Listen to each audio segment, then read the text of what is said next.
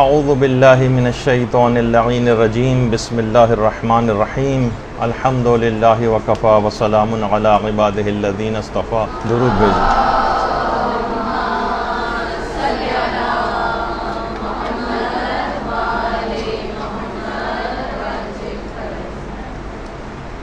آج کا دن گزرے گا اور جو شب شروع ہوگی وہ شب قدر ہوگی. ان احتمالی تاریخوں میں سے ایک کہ جس میں شب قدر کو واقع ہونا ہے. دیکھیے، دنیا اور آخرت کے جتنے بھی تمام کام ہیں، یہ علماء فرماتے ہیں کہ یہ بھی کچھ لو اور کچھ دو کی پالیسی پر یا اصول پر چلتے ہیں. ہم اللہ سے بہت کچھ چاہتے ہیں. اس رات آپ کتنی دعائیں کریں گی، کتنی حاجات طلب کریں گی. آپ اللہ سے بہت کچھ چاہتی ہیں، لیکن اس کے مقابلے میں اللہ کا بھی آپ سے کچھ تقاضا ہوتا ہے.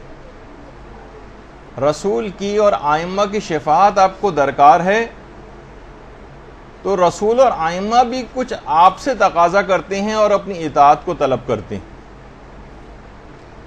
بالکل اسی طرح سے یہ جو رات شب قدر ہے، اس رات میں آپ کو بہت کچھ اس شب قدر سے چاہیے، بہت کچھ چاہیے. کتنی دعاؤں کی ایک بہت بڑی لسٹ ہوگی آپ کے پاس کہ ساری رات بھی ختم ہو جائے تو وہ دعائیں ختم نہ ہوں. اتنا کچھ آپ کو اس شب قدر سے چاہیے، تو اس رات کا بھی آپ سے کچھ ایک تقاضا ہے. یہ رات بھی آپ سے کچھ چاہتی ہے. جیسے کہ میں نے کہا کہ چاہے دنیا ہو یا آخرت، چاہے کسی بھی طرح کا کوئی معاملہ ہو، ہر جگہ کچھ لو کچھ دو کا اصول چلتا ہے. جب شب قدر سے ہمیں اتنا کچھ چاہیے تو یہ شب قدر بھی ہم سے کچھ تقاضا کرتی. دیکھیے، ہر اسلامی حکم کی ایک علت ہے، ایک وجہ ہے. جتنے بھی اعمال آپ انجام دیتی ہیں، جتنے بھی آپ اذکار پڑھتی ہیں، جتنی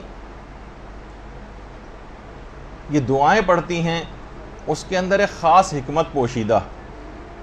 عبادات کے اندر کچھ خاص اسرار ہیں، کچھ وجوہات ہیں، کچھ علتیں ہیں، کچھ حکمتیں ہیں، کچھ پیغامات پوشیدہ ہوتے ہیں.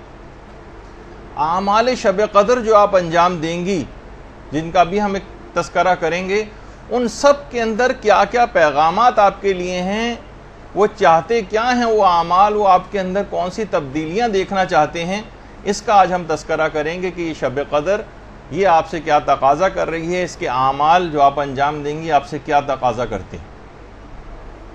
دیکھیے، ہر چیز کی ایک حکمت اور فلسفہ ہے نا، جو کہ ابھی ہم ڈسکس کر رہے ہیں.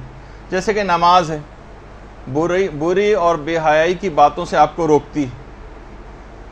روزہ ہے، اس کا بھی ایک وجہ بتائی گئی ہے تاکہ آپ کے اندر تقوی پیدا ہو جائے. زکوٰۃ ہے، یہ آپ کے مال کو پاک کرتی ہے، اس کا ایک الگ فلسفہ اور اس کے اندر ایک الگ پیغام ہے. وضو جو آپ انجام دیتی ہیں، یہ آپ کی روح کو پاکیزہ کرتا ہے. وضو یہ حسن نصر اللہ کی جوانی کی تصویر ہے. ارادوں کے اعتبار سے تو وہ ابھی بھی جوان ہے ماشاءاللہ، لیکن بہرحال تو وضو اس کے اندر انسان کی روح پاک ہوتی. اسی طرح سے حج، یہ فقر و فاقے کو دور کرتا ہے اور مزید سینکڑوں ہزاروں لاکھوں فائدے حج کے. بس اسی طرح سے شب قدر کی اعمال کہ اس میں یہ رات جو کہ ہزار مہینوں سے بہتر ہے، اس کے اندر بھی کچھ ایسے ہی پیغامات موجود ہیں. اور اس شب قدر کا تقاضا یہ ہے، جو اس تمام باتوں کا ایک نچوڑ آپ کے سامنے شروع میں پیش کر دو، پھر ہم اس کو ایکسپلین کریں گے. شب قدر کے جتنے بھی اعمال ہیں، ان سب کا تقاضا یہ ہے کہ ان کو سارا سال اپنی زندگی پر محیط کر دیا جائے. یہ اس میں آپ کی تقدیر لکھی جاتی. یہ جو آپ اعمال شب قدر اس رات کو انجام دیتی ہیں، یا آپ ایک لحاظ سے آپ کو یہ دعا کرنی چاہیے کہ پروردگار یہ میں سارا سال کروں، ان پہ سارا سال کاربند رہوں، یہ میری تقدیر میں لکھ دیے جائیں۔ اب اس کی تفصیل جو ہے وہ آگے چل کر آئے گی۔ دیکھیے عبادات جو ہیں یہ کسی رسم کا نام نہیں، شب قدر کسی رسم کا نام نہیں، یہ گنتی کی کچھ عبادات کے مجموعے کا نام نہیں ہے کہ آپ نے 15 16 18 20 اعمال لکھ لیے اور اس کے بعد ٹک لگاتے چلے گئے، ایک فہرست آپ نے بنا لی۔ یہ آپ میں ایک بندگی پیدا کرنے کا جذبہ پیدا کرنا چاہتے ہیں، ایک بندگی کا۔ یہ رات آپ کے اندر ایک ایسا جذبہ پیدا کرنا چاہتی کہ پورے سال آپ کو کیا کرنا ہے، پورا سال کیسے گزارو، زندگی کا طریقہ کار کیا ہو۔ اور یہی وجہ ہے کہ پیغمبر اسلام ختمی مرتبت صلی اللہ علیہ وآلہ وسلم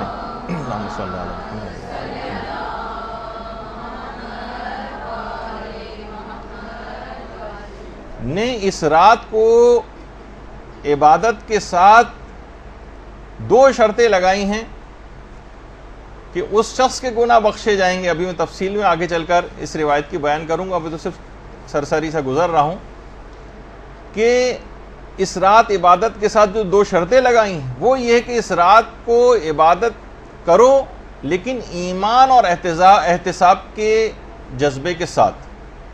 ایمان اور احتساب کا جذبہ، انہیں فقط عبادت نہیں کرنی، احتساب بھی کرنا۔ ایمان اور احتساب یہ 2 چیزیں کیوں لگائیں؟ اگر یہ کہ فقط ایک رسم ہوتی تو کہتے کہ جس طرح سے بھی بس یہ اعمال ہیں ان کو بس کر کے گزار لو، ایسے ہی ثواب تمہیں مل جائے گا۔ نہیں، اس سے مراد یہ ہے کہ آپ کی زندگی میں ایک انقلاب برپا ہو جانا چاہیے۔ اب آپ کا طریقہ زندگی اگلی صبح سے بدل جانا چاہیے، اور اگر طریقہ کار آپ کا بدلا تو آپ سمجھ لیجئے کہ شب قدر سے آپ نے فائدہ اٹھایا ہے، ورنہ یہ ان 10 20 30 اور 40 50 سال جو شب قدر ہم پہلے گزار چکے ہیں، اور ہم نے دیکھا ہے کہ اس نے ہماری روحانیت پر کوئی اثر مرتب نہیں کیا، کیونکہ ہم فقط ایک رسم کے طور پر انہیں گزارتے تھے، عبادت اور بندگی کا جذبہ پیدا نہیں کر سکے۔ اور یہ جتنی بھی پچھلی شب قدریں ان کا کوئی اثر ہم نے قبول نہیں کیا، کیونکہ یہ ہم نے محض رسم کے طور پر اس کام کو کیا۔ اگر یہ رسم نہ ہوتی تو نامہ اعمال ہمارا نیکیوں سے اتنا خالی ہم کو نظر نہ آتا جیسے کہ نظر آتا ہے، اور برائیوں کے وہ بڑے بڑے پہاڑ نامہ اعمال میں نظر نہیں آتے جو پورے سال میں ہم کو نظر آتے ہیں۔ معلوم یہ چلا کہ پچھلی شب قدریں جو ہم نے گزاری یہ ایک ایسا فیسٹیول کے طور پر تھیں، ایک ایسی رسم کے طور پر تھیں جیسے ہم 14 اگست گزارتے ہیں، جیسے ہم 23 مارچ کا دن منا لیتے ہیں، اور اسی طریقے سے بس ہم نے گزار دیا کہ وہ آیا اور وہ آ کر دن گزر گیا، وہ رات آئی اور آ کر گزر گئی۔ جبکہ اللہ کا جو رسول ہے وہ اور اہل بیت کا جو گھرانہ ہے اور معصومین اور ان کی اولادیں ہیں، اس رات کو اتنی زحمتیں اٹھا کر اس رات کو منایا کرتے تھے، اتنی زحمتیں اور مشقتیں اٹھا کر اس رات کو گزارتے تھے۔ تو خود سوچیے کہ جب ان ذوات اقدس جو ہیں ان کے ساتھ یہ معاملہ ہے تو ہم جیسے گناہ گاروں کو پھر یہ رات کتنی شد و مت کے ساتھ گزارنے کا تقاضا اسلام کرے گا۔ دیکھیے اس رات کی جو ابتدا ہے وہ ایک عمل سے ہوگی جسے کہا جاتا ہے کہ یہ رات کی جو ابتدا ہے یہ جاگنے کے عمل، ساری رات آپ کو جاگنا ہے۔ اس کی حکمت کیا ہے؟ کیوں جاگیں؟ اتنا ثواب کیوں آپ کو دیا جا رہا ہے اس رات کو کہ اگر اس رات آج کی رات مکمل آپ جاگتی رہیں، ذرا سا بھی نہ سوئیں، ذرا سا بھی نہ سوئیں، اگر ساری رات جاگتی رہیں تو جیسا کہ آپ مفاتی میں بھی پڑھتی ہیں کہ اس کے تمام گناہ معاف ہو جائیں گے، خواہ آسمان کے ستاروں کے برابر ہوں، خواہ پہاڑوں کی جسامت کے برابر ہوں، اور خواہ دریاؤں کے پانی جتنے برابر ہوں۔ آج کی رات فقط جاگنے سے معاف ہو جاتی ہیں۔ ذرا زیادہ ثواب محسوس نہیں ہو رہا؟ ہم جیسے جن کا ظرفیت بہت کم ہے واقعی ثواب بہت زیادہ لگتا، لیکن وہاں وہ خالق کون و مکان کہ جس کے ظرف کی کوئی حد اور انتہا نہیں، وہ دینے کو تیار بیٹھا ہوا ہے، اور ہم ایک بہت سرسری انداز سے بس ایک رسم کے طور پر شب قدر آئی اور کس طریقے سے رات گزر جائے، بس یہ جلدی جلدی ٹک لگا کے ہم اس اعمال کو انجام دے دیں، اور بس اپنی ایک لحاظ سے جان چھڑانے والا جو ہے وہ عمل اس کو سمجھیں، یہ انتہائی بدنصیبی والی بات ہے۔ اچھا، جاگنا کس انداز سے اسلام تقاضا کرتا ہے راتوں میں جاگنے کو؟ دیکھیے، یا تو علم کے لیے اور عبادت کے لیے راتوں کو جاگیے، علم اور عبادت کے لیے۔ سونا جو ہے وہ دیکھیے قبر کے لیے اٹھا رکھی، نیند کو اپنی تھوڑی سی ضرور کم کرنا چاہیے۔ یہ بھی شب قدر کا ایک پیغام ہے۔ ایک پیغام اس سے سیکھنا ہے کہ سال کی کچھ راتوں کو آپ کو مخصوص کرنا چاہیے، یا رات کے ایک پورشن کو روزانہ مخصوص کرنا چاہیے۔ رات کا ایک پورشن کتنا بڑا، یعنی مغرب سے لے کر اور رات کے 2-2 3-3 بجے تک جو لوگ سوتے ہیں اور لغویات کے اندر اس کو بسر کرتے ہیں، مخصوص تو کر رکھا ہے لغویات کے لیے، ڈراموں کے لیے، فلموں کے لیے، آؤٹنگز کے لیے، لاہو و لعب کے لیے، مختلف چیزوں کے لیے۔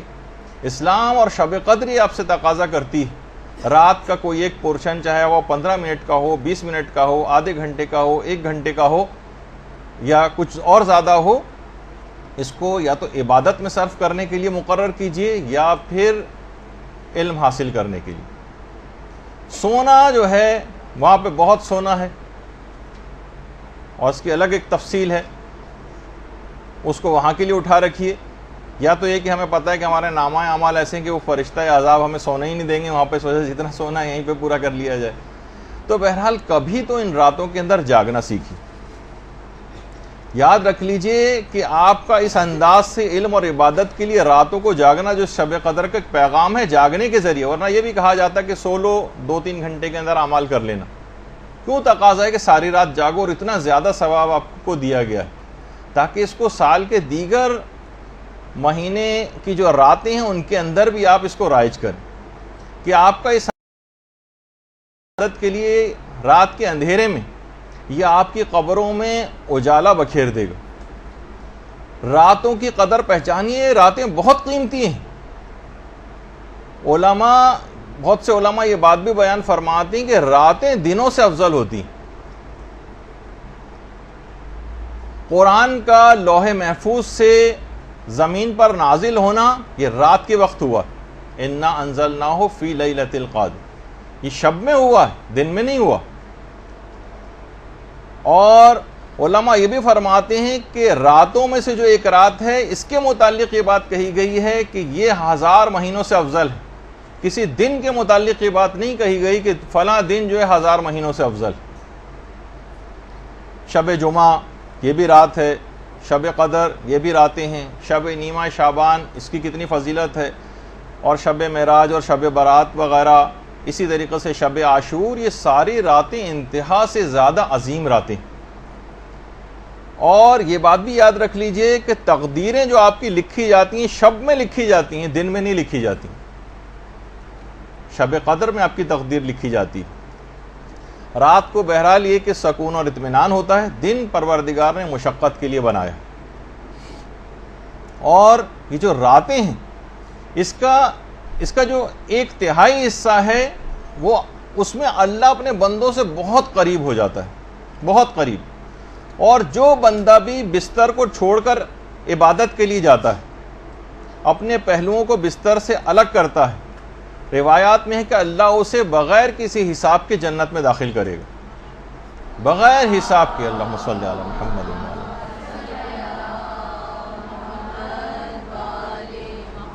علامہ میر حامد حسین لکھنوی فرماتے تھے کہ شیخ مفید جو تھے یہ رات میں بے انتہا کم سویا کرتے تھے، بہت کم سوتے تھے، اور سوائے 3 کاموں کے رات کو کسی اور طریقے سے نہیں گزارتے تھے۔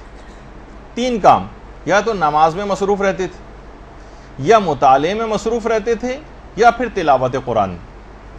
یعنی پوری رات کو فقط ان 3 بہت کم سوتے تھے۔ ایسا نہیں کہ سونا بالکل ترک کرنا ہے، لیکن سونے کو کم کرنا ہے۔ اور سونے کو کم کر کے کرنا کیا ہے؟ فلمیں ڈرامے دیکھنے یا لغویات میں نہیں، بلکہ اس کے اندر آپ کو زندگی کو لگانا ہے۔ یہ وقت نکلا چلا جا رہا ہے، نکلا چلا جا رہا ہے۔ فرشتہ اجل جو ہے اس کی آواز پہ لبیک کہنا ہے، وہ وقت کم سے کم تر ہوتا چلا جا رہا ہے، اور ہم خواب خرگوش کے مزے لیتے رہیں۔ تو شیخ مفید کا طریقہ کار یہ تھا۔ شب قدر کا دیکھیے پیغام رات کو جاگنے کا۔ اور اسی طریقے سے علامہ محمد حسین طباطبائی کے متعلق بھی ملتا ہے کہ رمضان کی تو تمام شبوں کو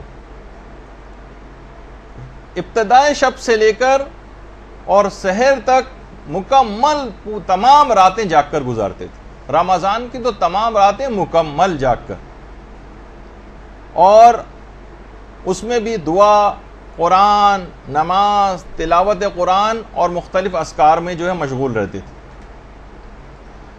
اچھا، اتنا زیادہ اذکار میں مشغول، چاہے وہ بیٹھے ہوں، مطالعہ کر رہے ہوں، پڑھ رہے ہوں، کچھ بھی کر رہے ہوں، ہر وقت زبان کے اوپر ذکر خدا رہتا تھا محمد حسین طباطبائی۔ ان کے شاگرد کہتے تھے کہ چلتے پھرتے بھی مستحب نمازیں ہی پڑھتے رہتے تھے، یعنی جو چل پھر رہے ہیں، آ جا رہے ہیں، بازاروں میں آ جا رہے ہیں، مستحب نمازیں پڑھتے ہوئے جا رہے ہیں، مستحب نمازیں پڑھتے ہوئے واپس آ رہے ہیں، کسی بھی لمحے کو ضائع نہیں کرتے تھے، اور کبھی اس کے بغیر رہتے ہی نہیں تھے۔ تو آپ نے دیکھا کہ محمد حسین طباطبائی نے بھی وہی زندگی پائی جو عام طور پر لوگ زندگی پاتے ہیں۔ وہ کیا کیا کچھ کر کے چلے گئے، اتنی ہی زندگی ہمارے پاس بھی ہے۔ وہ کیا کچھ کر کے چلے گئے، ہم بغیر کچھ کیے دنیا سے جانے والے ہیں۔ تو بہتر ہے کہ موقع بھی بہت اچھا ہے، اپنی شب قدر کا جو پیغام ہے نیند کو کچھ کم کیجیے، کیونکہ یہ خاندان اہل بیت کی خواتین کا بھی طریقہ کار رہا۔ حضرت فاطمہ بنت الحسین، اللہم صلی علی محمد و آل محمد،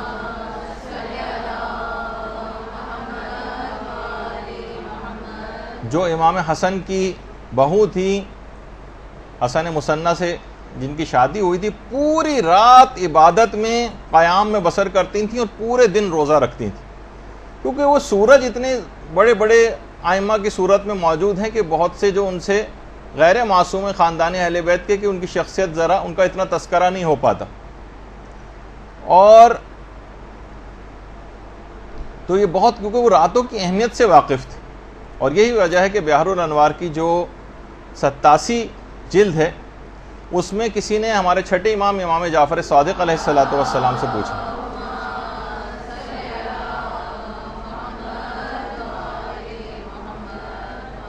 کسی نے پوچھا کہ مولا، ایک شخص یہ کہتا ہے کہ پیغمبر اسلام نے یہ بات کہی ہے، یعنی پیغمبر سے اس بات کو کوٹ کرتا ہے کہ شب کی، رات کی ایک ساعت ایسی ہے کہ جس میں پروردگار عالم اپنے بندوں کی جو دعا کریں وہ ضرور قبول کرتا ہے، جو دعا کریں۔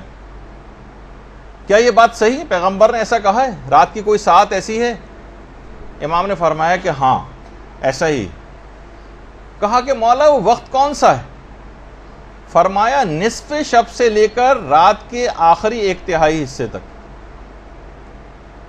نصف شب سے یعنی سمجھیں وہ 12 ساڑھے 12 کے قریب کا جو وقت ہوتا ہے، وہاں سے لے کر اور جہاں سے رات کا آخری 1/3 شروع ہوتا ہے، یہ خاص وقت ہے کہ پروردگار اس میں جو دعا کریں گے وہ قبول کرے گا، جو دعا کریں گے وہ قبول کرے گا۔ پھر راوی نے پوچھا کہ مولا کیا کوئی خاص اور معین شب مراد ہے اس سے کہ جس میں پروردگار دعا قبول کرتا ہے؟ امام نے فرمایا نہیں، ہر شب، ہر رات ہم لوگ کتنا زیادہ بہت ساری دعائیں قبول کروانے کے لیے کتنی تگ و دو کرتے ہیں، کا خاص وقت نصف شب سے لے کر رات کا آخری 1/3 حصہ جہاں سے شروع ہوتا ہے، سمجھیں جیسے 12 بجے سے لے کر اور 3 بجے تک کے درمیان کا وقت، یہ خاص طور پر عبادت کا ہے۔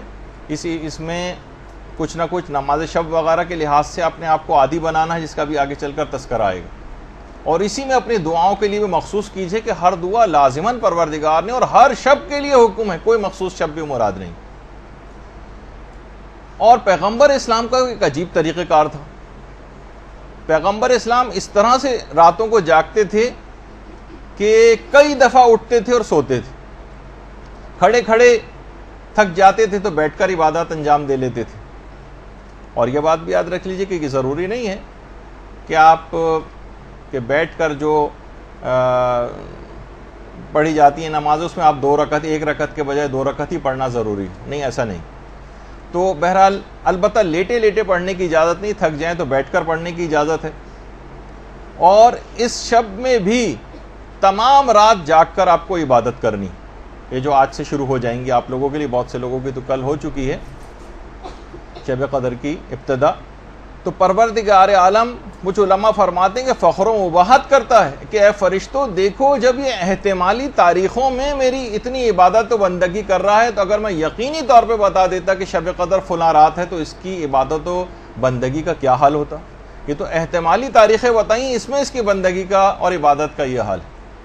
تو ہمیں دیکھ کے پروردگار یعنی اگر اس انداز سے عبادت کریں کہ واقعی جس طرح سے ایک حق ہے اس شب کو گزارنے کا، اور اتنا زیادہ اس کا ثواب ہے کہ جو 1000 مہینوں سے افضل ہے، تو علماء فرماتے ہیں کم سے کم اس رات عبادت کرنے کا اور اس رات کو جاگنے کا جو ثواب آپ کو ملے گا وہ 83 سال اور 4 مہینے کی عبادت کا ثواب آپ کو ملے گا۔ 83 سال 83 ایئر، سوچیں کہ پیدائش سے لے کر جب تک آدمی بوڑھا ہو جاتا ہے اور مسلسل عبادت انجام دیتا رہے، فقط ایک رات عبادت کرنے سے اتنا ثواب اور فائدہ آپ کو ملے گا۔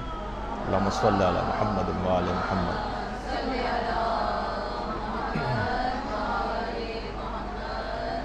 اب یہ جو اس شب داری کا جو ابتدا ہوئی ہے، یعنی رات میں کسی حد تک جاگنا، یہ آپ کو شب قدر کے اس سے پیغام لینا ہے کہ اب سال کی دیگر راتوں میں اپنی راتوں میں کوئی ایک وقت عبادت خدا کے لیے، چاہے وہ ویکینڈ ہو، چاہے وہ عام راتیں ہوں، علم حاصل کرنے کے حوالے سے، تلاوت قرآن کرنے کے حوالے سے، نمازیں اپنی قضا واجبات ادا کرنے کے حوالے سے کوئی ایک وقت ضرور مقرر کر لیں، ورنہ یہ وقت گزر جائے گا اور یہاں تک کہ ہمیں لوگوں کے کندھوں پر سوار ہو کے اپنی فائنل ڈیسٹینیشن تک پہنچ جانا ہو۔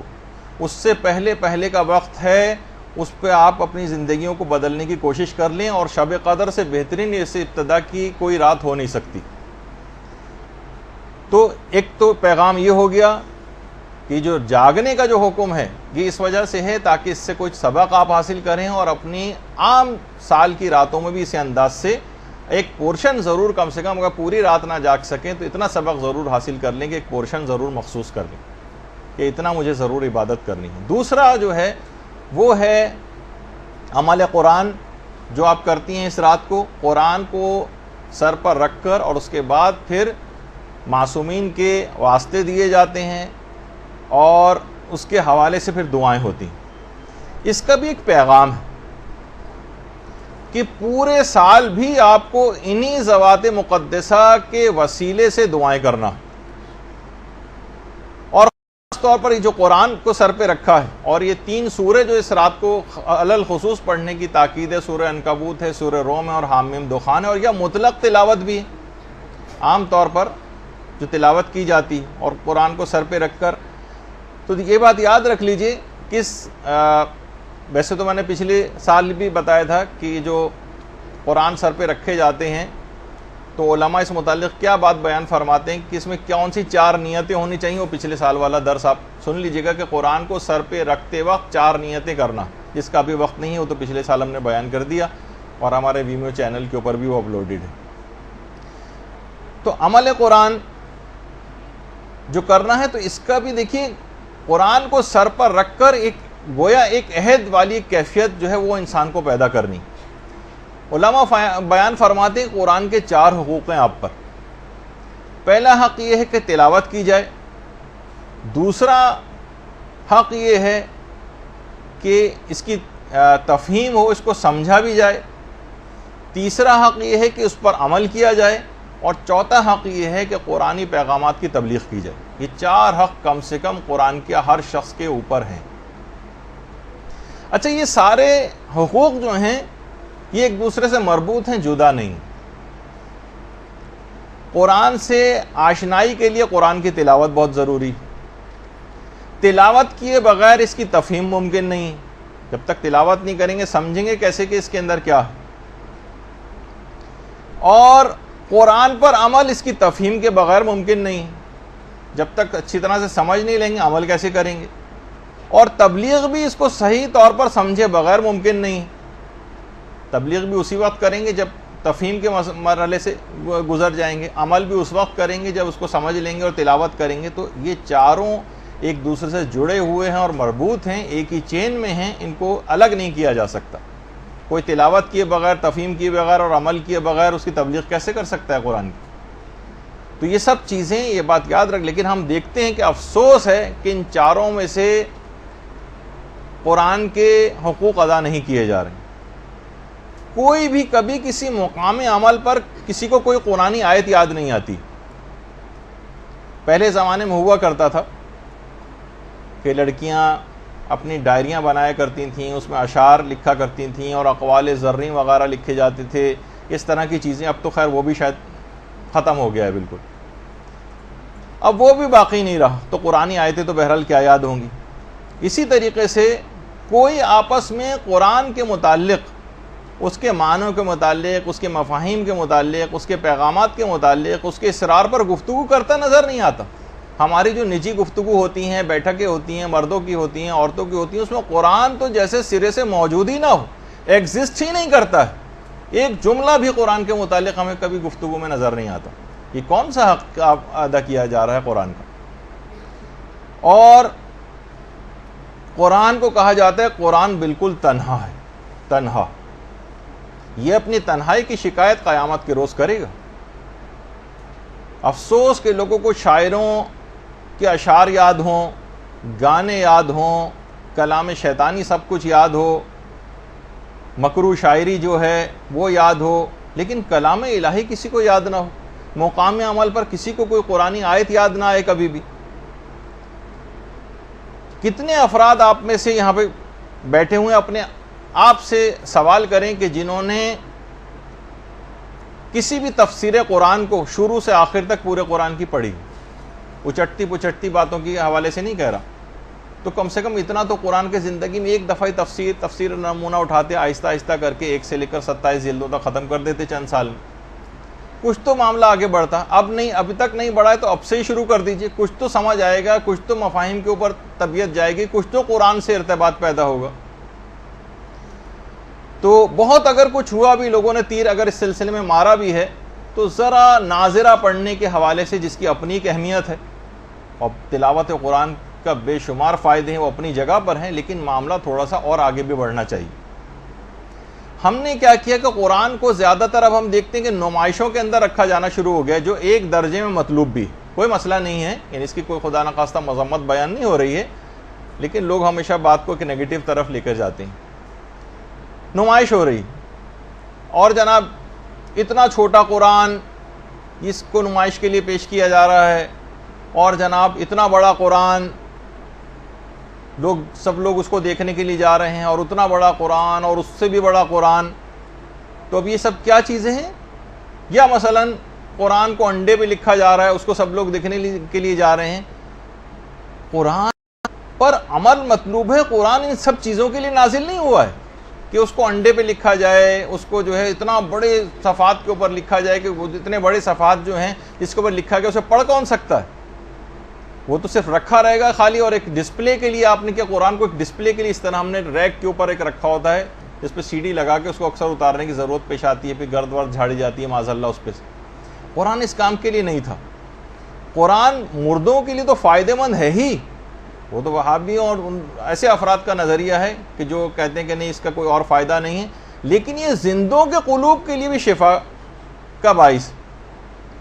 یہ مردہ دلوں کو زندہ کرنے والا ہے. یہ فقط مردوں کو پڑھنے کے لیے نہیں ہے کہ کوئی محروم ہو جائے تو ہم جو ہے صرف اس پہ قرآن پڑھنا شروع کر دیں. بلکہ جب علامہ طالب جوہری صاحب قبلہ یہاں پر تشریف لائے تھے مدرسے، شاید غالباً پچھلا ہی سال تھا یا اس سے اور پہلا، تو انہوں نے نیچے بیٹھے ہوئے ایک گفتگو ہم لوگوں سے کر رہے تھے، تو اس میں ایک بات انہوں نے بہت اچھی کہی تھی کہ قرآن کو اتنا پڑھنا چاہیے، اتنا پڑھنا چاہیے، اتنا پڑھنا چاہیے کہ یہ گھس جائے، اس کے صفحات ڈھیلے پڑ جائیں، یہ بوسیدہ ہو جائے.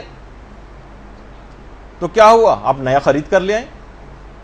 جس طرح قرآن بوسیدہ ہو جاتا ہے، پرانے بزرگوں کا ہو جاتا ہے، اس کو آپ ٹھنڈا کرتے ہیں، اس کو بھی آپ ٹھنڈا کرتے ہیں. اور نیا قرآن، تو قرآن پر اتنا پڑھنا ہے، اتنا پڑھنا ہے، اتنا پڑھنا ہے کہ قرآن کو پڑھ پڑھ کے آپ خستگی اس کے اندر آ جائے. اب بالکل ایسا قرآن کہ جناب نسلیں گزرتی چلی جا رہی ہیں اور ذرا سا نشان کہیں نظر نہیں آتا کہ اس نے آج تک کبھی کسی نے اس کو اٹھا کے پڑھا. تو دیکھیے قرآن اسی شب قدر میں نازل ہوا. شب قدر کا تقاضا یہ ہے، یہ آپ سے تقاضا کر رہی ہے کہ تعلیمات اور پیغامات قرآن کو آپ دوسروں تک بھی پہنچائیں. جو خود درس اخلاق اس قرآن سے دے سکتی ہوں، اتنی حاصل کر لیں صلاحیت کو، وہ خود اس کام کو کریں. بچوں کو پڑھا سکتی ہیں، 3-4 بچوں کو جمع کر لیں، محلے کے بچوں کو جمع کر لیں، اپنے رشتہ دار بچوں کو جمع کر لیں. قرآن کا کوئی حق تو ادا کریں. یہ نہیں کر سکتی تو مثلا عام عورتوں کو آپ جمع کر لیں، زیادہ بڑے پیمانے پر نہیں کر سکتی، چھوٹے پیمانے پر اس کام کو کر لیں، اس سے اخلاقیات کے درس کروائیں۔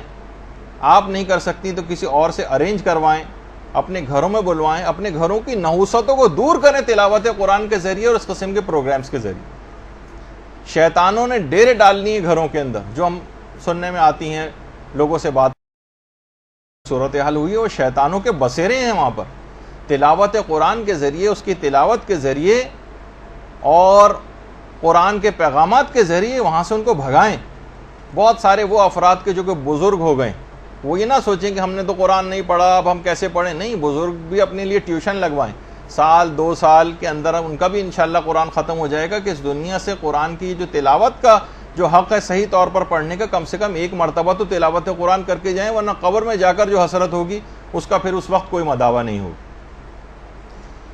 اسی طریقے سے بوڑھے افراد ہیں، محلے والے ہیں، کوئی بچے ہیں، یہ ضروری نہیں کہ آپ بہت گلیمرس ایک وہ چاہیں کہ پورا ایک ادارہ ہو، انسٹیٹیوٹ ہو اور اے سی لگے ہوں تب بھی میں وہاں جا کے کوئی خدمت انجام دوں گا۔ اپنے گھر سے ابتدا کریں، اس کو حقارت سے نہیں کہ جو قرآنی تعلیمات ہیں یا قرآن کو پڑھانا، عام طور پہ اس کو ایک معاذ اللہ معاشرے میں دیکھنے میں آتا ہے کہ ایک حقیر سا کام سمجھا جاتا ہے کہ مولوی صاحب آئیں گے اور جو ہے وہ بہت مختصر سے ان کو پیسے دیے جائیں گے اور وہ آ کر پڑھا کر چلے جائیں گے، کوئی سائیکل پہ آ رہے ہیں، کوئی کسی طریقے سے آ رہے ہیں، جو سے کہ عام طور پہ کانسیپٹ ہے۔ کتنی بڑی خدمت کو کوئی انجام دینے آ رہا ہے آپ کو بچے کو سکھانے کے لیے، کس طریقے سے ائمہ کا طریقہ کار ہوا کرتا تھا، کیسا موتیوں سے منہ بھر دیا کرتے تھے، کیونکہ اہمیت سے واقف تھے۔ اسی طریقے سے قرآن کی تفسیر کے جو کوئی خاتون معلمہ آپ کو مل سکتی ہوں، کوئی سینئر مل سکتی ہوں، آپ خود نہیں دے سکتی تھی، کسی کو ارینج کروا سکتی ہوں، آپ بلوائیے، کسی عالم کو بلوائیے، یہ تو خیر مرجع لیول کے چھوٹے عالموں کو بلوائیے کہ جو قرآن کے سلسلے میں، تاکہ کسی طور پر قرآن کا حق ادا ہو سکے۔ وہ 3 چیزیں تو آپ کو گھر پہ عمل کرنا، اور تبلیغ والا جو ہے یا تو خود آگے بڑھ کے اتنا علم حاصل کر لیں کہ اس کو اس کے اوپر کچھ تبلیغ اس کی کروا سکیں، یا یہ کہ کسی عالم کو بلوائیں۔ اپنی پوری زندگی قرآن کی کوئی خدمت تو کر جائیں۔ کیا قرآن کی کوئی خدمت کیے بغیر ہم مرنا چاہتے ہیں؟ کیا ہم یہ چاہتے ہیں کہ قرآن کل ہماری شکایت کرے؟ دیکھیں، امام خمینی تک اپنے بہت سے جلسوں کے اندر طالب علموں کو، بچوں کو کھڑا کر کے تلاوت قرآن سنا کرتے تھے۔ بہت اہمیت کے متعلق معلومات تھیں، تو تاکہ کل یہ آپ کی شکایت نہ کرے۔ قرآن جب شب قدر میں نازل ہوا ہے تو اس رات کا تقاضا اور پیغام یہ ہے کہ اس قرآن کی تعلیمات کو پھیلانے میں آپ اپنا کردار ادا کریں، ورنہ قبر میں اس وقت افسوس کا کوئی فائدہ نہیں ہوگا کہ جب کہ قبر کی وحشتناک جو اندھیرے ہیں وہ دامن گیر ہوں، اس وقت فقط قرآن کی روشنی وہاں پر کام آئے گی۔ دیکھیں، مخلص اور سچے اصحاب پیغمبر جو تھے، جب تک قرآن کی کسی ایک آیت کو سیکھ کر اس پہ عمل نہیں کرتے تھے تب تک وہ اگلی آیت سیکھتے ہی نہ تھے۔ مخلص اصحاب کا طریقہ کار تھا۔ بہت سے اس طرح کے تھے کہ بس ایک آیت سیکھ کے گئے کہ الم یعلم بان اللہ یرا، یعنی پروردگار ایک ایک عمل کو ہمارے دیکھ رہا ہے، کہتے بس ہمارے لیے کافی۔ تو ان کے لیے بات کہی گئی کہ یہ فقیہ ہو کر گیا، یعنی ایک آیت پر اتنا زیادہ اثر قبول کرتے تھے۔ اور ہم پوری زندگی ہو گئی، ہر دفعہ اتنے سننے میں آتا ہے کہ فلاں صاحب نے اتنے قرآن ختم کر دیے اور اتنے قرآن ختم کر دیے، اور ہم نے 2 ہو گئے اور 3 ہو گئے اور 4 ہو گئے اور 5 ہو گئے، لیکن کوئی اثر مرتب روح کے اوپر ہوتا نظر نہیں آتا اس تلاوت قرآن کا، کیونکہ ہماری نیت عمل کرنے کی ہوتی نہیں۔ پیغمبر اسلام خود اتنا زیادہ آیات قرآنی کا اثر قبول کرتے تھے، اتنا متاثر ہوتے تھے کہ بعض اوقات نماز شب میں ایک ہی آیت کو بار بار دہراتے تھے، بار بار دہراتے تھے۔ ان تعذبہم فإنہم عبادک وإن تغفر لہم فإنک انت العزیز الحکیم۔ بار بار اس طرح کی آیات کو پیغمبر اسلام دہرایا کرتے تھے، اور اتنا اثر قبول کرتے تھے، اتنا اثر قبول کرتے تھے پیغمبر کہ کہتے تھے کہ مجھے سورہ ہود اور اس جیسی جو اور صورتیں انہوں نے مجھے وقت سے پہلے بوڑھا کر دیا، یعنی بڑھاپا طاری ہو جاتا تھا آیات قرآنی، اتنا اثر قبول کرتے تھے۔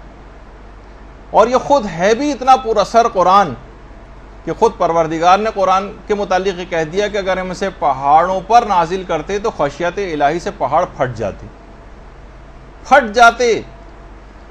اور اتنا قرآن پہ پیغمبر نے عمل کر کے دکھایا کہ خود پیغمبر اسلام کی ایک زوجہ یہ فرماتی ہیں کہ آپ کا جو اخلاق ہے وہ قرآن ہی تو ہے. اتنا قرآن کے اوپر عمل کیا تھا کہ خود آپ کا اخلاق سمجھے کہ قرآن اور اخلاق مترادف معنوں میں استعمال ہونے لگے. جیسے ہی آیات نازل ہوتی، دیکھیے ہمارے لیے بھی حکم ہے فقط تلاوت نہیں کرنا ہے، عمل کی کیفیت کیا ہونی چاہیے جیسے پیغمبر کی تھی. جیسے جیسے آیات قرآنی نازل ہوتی گئیں، پیغمبر کا عمل شدت کے ساتھ ان آیات قرآنی پہ بڑھتا چلا گیا. جو حکم آتا فوراً اس کے اوپر عمل کرتے. دیکھیے اعلان رسالت سے پہلے زیادہ تر پیغمبر اسلام اپنا وقت جو ہے عبادت کے لیے غار حرا میں تنہائی میں گزارتے تھے. جو حکم آتا فوراً عمل کرتے. تو عبادت کے لیے غار حرا جاتے تھے اس سے پہلے. لیکن جب وہ آیت نازل ہوئی وانذر عشیرتک الاقربین، وانذر عشیرتک الاقربین، کہ اب تبلیغ کا کام شروع کرو، اب لوگوں کو ڈراؤ. اس کے بعد پیغمبر نے ساری زندگی مکمل طور پر غار حرا کو ایک لحاظ سے ترک کر دیا اور مسلسل دعوت و تبلیغ کے اندر مشغول رہے، اور بالکل نہ گھبرائے، نہ کبھی اکتائے، نہ، اور آخری سانس تک تبلیغ کے اندر مصروف رہے. اچھا ادھر صبر و استقلال کا حکم آیا قرآن کے اندر، تو کافروں کی کتنی زیادہ مخالفت تھی. طائف میں جاہلوں نے کیسا پیغمبر پہ تشدد کیا تھا، اور مدینے کے جو یہودی تھے اور منافقین تھے ان کی سازشوں کے سامنے پیغمبر صبر و ثبات کا ایک پہاڑ بن کر کھڑے ہو گئے. ایسا عمل کیا. مدینے میں جب جہاد کا حکم آیا تو مدنی پوری زندگی جہاد سے عبارت ہو گئی. غزوات، سرایا، جنگ و صلح، لشکر کشی، فتوحات سے پوری زندگی اس کے بعد عبارت رہی. یہ سب کیا تھے؟ قرآنی آیات پر عمل کرتے جا رہے تھے. پریشان حال کی پریشانی کو دور کرنے کا حکم آیا تو قرضے لے کر حاجت مندوں کی جو حاجت روائی کرنے لگے. قرآن میں عہد کی پابندی کا حکم آیا کہ اپنے عہد کو پورا کرو. اتنا ایفائے عہد کیا کہ دشمن تک آپ کے وعدوں کا اعتبار کرتے تھے اور رتی برابر، ذرہ برابر بھی شک نہیں کرتے تھے کہ پیغمبر جو ہے اس کی وعدہ خلافی کر سکتے ہیں. درگزر کرنے کا، معاف کرنے کا حکم آیا. پیغمبر نے اتنا عمل کیا کہ کسی سے کبھی کوئی انتقام نہیں لیا. عدل و انصاف کرنے کا حکم آیا. اتنا عمل کیا کہ دشمنان تک پیغمبر کے دیکھ کر حیران رہ جاتے تھے کہ کس طرح سے اتنا عدل و انصاف ممکن ہے. حکم شکر آیا قرآن کے اندر، تو پیغمبر اتنا شکر گزار بندے بنے، اتنا شکر کہ اتنی عبادت کرتے کہ ساری رات گزار دیتے. سوتے وقت سونے کے لیے جاتے تو شکر کرتے، جب بستر سے اٹھتے تو شکر کرتے، کوئی نعمت ملتی تو شکر کرتے، کھانا کھانے کے بعد شکر کرتے، لباس جب اس وقت تبدیل کرتے اس وقت شکر کرتے، آئینہ دیکھتے اس وقت شکر کرتے، چاند دیکھتے اس وقت شکر کرتے، وضو کرتے، وضو کرنے کے بعد شکر کرتے، بیمار پرسی کے لیے جاتے اس وقت شکر خدا انجام دیتے، خریداری کے لیے بازاروں میں جاتے تو شکر کرتے. کوئی زندگی کا لمحہ ایسا نہیں تھا کہ جب پیغمبر حمد و شکر نہ بجا لاتے ہوں قرآن پر عمل کرنے کی وجہ سے. اور جب قرآن کی وہ آیت نازل ہوئی کہ وَكُلُوا وَاشْرَبُوا وَلَا تُسْرِفُوا، کہ کھاؤ پیو اور اسراف نہ کرو، تو بھوک جب تک نہ لگتی نہ کھاتے پیغمبر. اور تھوڑی سی بھی اگر بھوک باقی رہ جاتی تھی تو اپنے ہاتھ کو کھینچ لیا کرتے تھے. پانی کے استعمال میں اتنا زیادہ محتاط ہو گئے کہ اس کے بعد کہا کہ اس پانی کے سلسلے میں بھی اسراف نہ کرو، اگرچہ تم بہتے ہوئے دریا کے قریبی کیوں نہ ہو. تو اتنی عبادت کرتے، اتنا شکر ادا کرتے کہ بالآخر پروردگار کو یہ کہنا پڑا کہ قوم اللیل الا قلیلا، کہ رسول ذرا کم عبادت کرو راتوں میں. کتنی مثالیں دی جائیں کہ پورا قرآن پیغمبر اسلام کی سیرت کا ترجمان بن گیا. یہ ہیں اللہم صلی علی محمد وعلی محمد.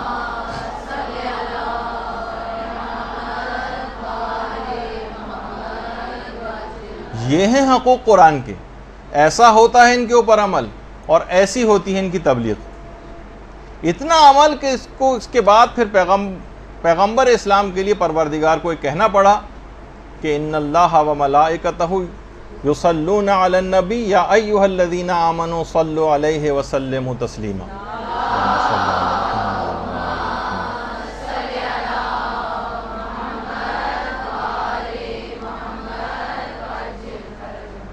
دیکھیں یہ ہے تقاضا شب قدر کا. جو آیت پڑھیں اس پر عمل کرنے کی کوشش کریں جیسے کہ پیغمبر اسلام نے کیا. اچھا اب ورنہ کیا ہوگا؟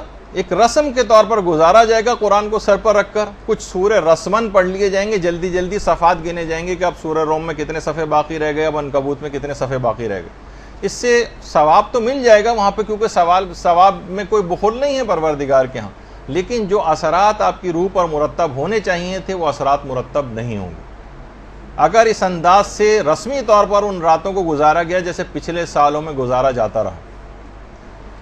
اچھا اس کے بعد 2 رکعت نماز شب قدر کے اندر پڑھی جاتی ہے، جس میں الحمد کے بعد ہر رکعت میں 7 مرتبہ سورہ قل ھو اللہ احد پڑھی جاتی. دیکھیے اس کا بھی پیغام یہ ہے کہ عام زندگی میں بھی اس شب میں یہ جو 2 رکعت نماز پڑھی جا رہی ہے اس میں نماز کا عادی بننا ہے اور معمولی باتوں پر نماز کو چھوڑنا نہیں. ذرا سا بیمار ہوئے نماز چھوڑ دی، کسی تقریب میں جانا پڑ گیا نماز چھوڑ دی، کسی پکنک پہ جانا پڑ گیا نماز چھوڑ دی، کوئی سفر درپیش ہو گیا سفر میں نماز نہیں پڑھ رہے. اور اس نماز کو نہ صرف پڑھنا ہے بلکہ بہتر بھی بنانا ہے. پڑھنا بھی ہے، بہتر بھی بنانا ہے، جس کے لیے ہمارے درسوں کی ایک سیریز چل بھی رہی ہے کہ نماز کو بہتر کیسے بنائیں. اچھا مردوں کے لیے تو بہرحال پھر بھی مواقع ہیں، خواتین کو اتنے مواقع نہیں مل پاتے، لیکن مسلمانوں کی بہت سی روایات کے اندر ایک بات یہ بھی آئی ہے کہ شب قدر کا ایک حصہ ان لوگوں کو بھی مل جاتا ہے عام دنوں میں بھی جو مغرب و عشاء کی نمازیں جماعت سے مسجد کے اندر جا کر پڑھتے ہیں. البتہ وہ افراد کہ جو بے نمازی ہیں یا گھنٹے دار قسم کے نمازی ہیں وہ اس رات کی، کیونکہ اس سے پیغام ہی انہوں نے کوئی نہیں لیا، جو 2 رکعت نماز بھی پڑھی وہ اس رات کی حد تک رہے، اس کو پھیلایا نہیں اس شب قدر کو تمام راتوں کے اوپر. تو کیا اس سے ہوتا ہے کہ اکثر لوگ یہاں پر رابطہ کرتے ہیں مدرسے میں کہ ہمارے والد تھے، 70 سال کی عمر تھی، 90 سال کی عمر تھی اور پوری زندگی میں ایک نماز بھی نہیں پڑھی، ان کی نمازیں پڑھوانا. پھر جب ان کو بتاتے ہیں ان کے روزوں کا وہ بتاتے ہیں سلسلہ کہ یہ تو سوچتے ہیں کہ تو ہمیں پوری جائیداد ہی ابا کے لیے جو قربان کرنی پڑے گی. تو اولاد بھی پریشان ہو جاتی ہے کہ اتنے روزے اور ان کی اتنی نمازیں کیسے کروائیں. باقاعدہ جو کتاب ہدیہ مبلغین ہے اس میں کتاب شناخت نماز کے حوالے سے ایک روایت کو نقل کیا گیا. وہ یہ ہے کہ ایک دفعہ ایک شخص پیغمبر اسلام کے پاس آیا، اللہم صلی علی محمد و علی محمد،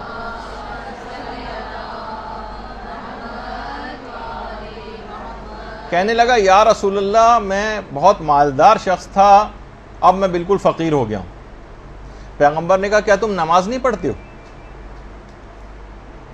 اس نے کہا پیغمبر اسلام میں تو 5 وقت کی نماز پڑھتا ہوں. پیغمبر نے کہا کیا تم روزے نہیں رکھتے؟ کہا کہ میں رمضان کے روزے تو چھوڑیے، میں 3 مہینے مسلسل رجب سے لے کر رمضان تک پابندی سے مستحب روزے تک رکھتا ہوں. پیغمبر اسلام تعجب میں پڑ گئے کہ ایسا کون سا اس نے گناہ کیا کہ اس کے مال سے برکت ختم ہو گئی. اس وقت جبریل امین نازل ہوئے اور کہا کہ یا رسول اللہ خدا درود و سلام آپ کے اوپر بھیجتا ہے، اللہم صلی علی محمد و علی محمد،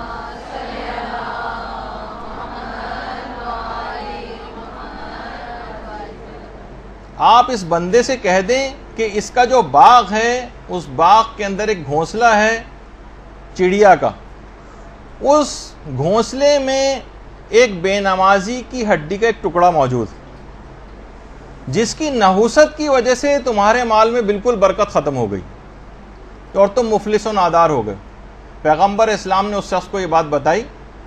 وہ شخص اپنے باغ میں گیا اور وہ عام طور پہ ہوتا ہے نا جانور کوئی نہ کوئی ٹکڑا اٹھا کر لے آتے ہیں کسی ہڈی کا، وہ اس نے گھونسلے میں سے نکال کر کسی دور جگہ پھینک کر آیا، اس کے اثرات بد دور ہوئے اور دوبارہ مال کے اندر اس کے برکت آنی شروع ہوئی۔ تو آپ خود سوچیں کہ بے نمازی کی ہڈی کا ایک چھوٹا سا ٹکڑا وہ اتنا زیادہ نحوست رکھتا ہے، تو ایک مجسم بے نمازی آپ کے اطراف میں موجود ہوں، مجسم بے نمازی آپ کے گھروں کے اندر آپ کے ساتھ رہتے ہوں، تو وہ گھر کتنی بلاؤں، تکلیفوں، مشکلات، پریشانیوں اور فقر و فاقے کا شکار ہوگا، جو لوگ آج ہر وقت اس کا ذکر کرتے رہتے ہیں۔ اور بے نمازی سے مراد یہ نہیں کہ جو شروع سے آخر تک ایک نماز بھی نہ پڑھتا ہو، جو گنڈے دار ٹائپ کے نمازی ہوتے ہیں، کبھی پڑھ لی کبھی نہیں پڑھی، کہ فلاں نماز فجر کی روزانہ قضا ہو گئی، ساری نمازوں قضا کر کے کبھی ایک ساتھ پڑھ لیا، ان کے بھی اثرات نحوست اسی انداز کے ہوتے ہیں۔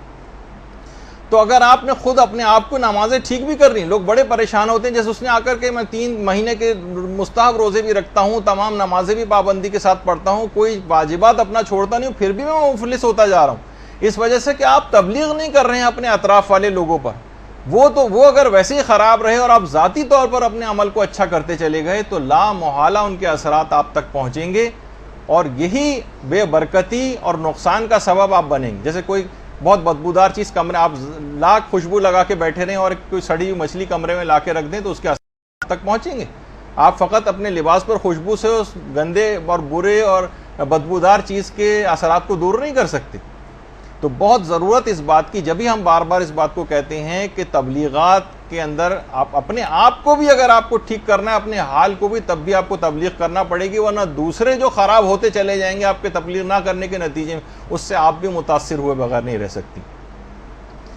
اور تو اس نماز کا ایک حق ہے شب قدر میں، اس کی تبلیغ کریں، لوگ اس کو پڑھنا شروع کریں، اور مسائل فقہ کے تحت صحیح طور پر نماز پڑھنا شروع کریں، اور نماز کو بہتر سے بہتر بنانے کے لیے اب اقدامات شروع کریں، اور اس شب میں اس کا حق ادا کرنے کی آپ نیت کریں، اور پھر پورا سال اس سلسلے میں کام بھی کریں۔ اور اگر کوئی شخص فقط پوری زندگی بھی اس نماز کے موضوع کی تبلیغ پہ لگا دے، تو اس نے ایک بہت بڑا کارنامہ جو ہے وہ انجام دے دیا۔ دیکھیے، اس 2 رکعت نماز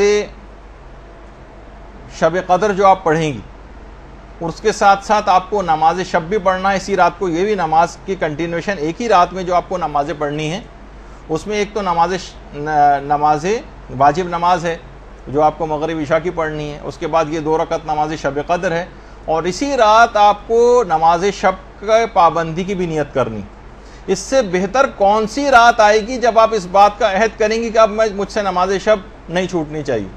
جو بالکل مبتدی ہیں، جب تک بالکل نہیں پڑھتے ہیں، میں ریکمینڈ کروں گا کہ وہ 1 مہینے تک فقط ایک رکعت نماز شب سے ابتدا کریں۔ جب وہ مکمل پابندی کے ساتھ کم سے کم 1 مہینے تک ایک رکعت پڑھ لیں گی، تو پھر وہ 3 رکعت پہ چلی جائیں، پھر 3 مہینے تک 3 رکعت پڑھتی رہیں، اور اس کے بعد جب 3 مہینے تک عادی ہو جائے تو پھر آرام سے 8 رکعتیں اور 11 رکعتوں تک بھی جانا کوئی مسئلہ نہیں ہوگا، چلتے پھرتے بھی پڑھی جا سکتی ہیں، الحمد کے اوپر اکتفا بھی کیا جا سکتا ہے، تمام مستحبات بھی نکالے جا سکتے ہیں، چند منٹ کی یہ نماز، لیکن اس کا آپ کو عادی بننا پڑے گا۔ اور نماز شب کے متعلق یہ بات کہی جاتی ہے کہ یہ معنی گناہان آئندہ ہے اور کفارہ گناہان گزشتہ ہے، گزشتہ گناہوں کا کفارہ ہے اور آئندہ گناہوں سے بچانے والی چیز ہے۔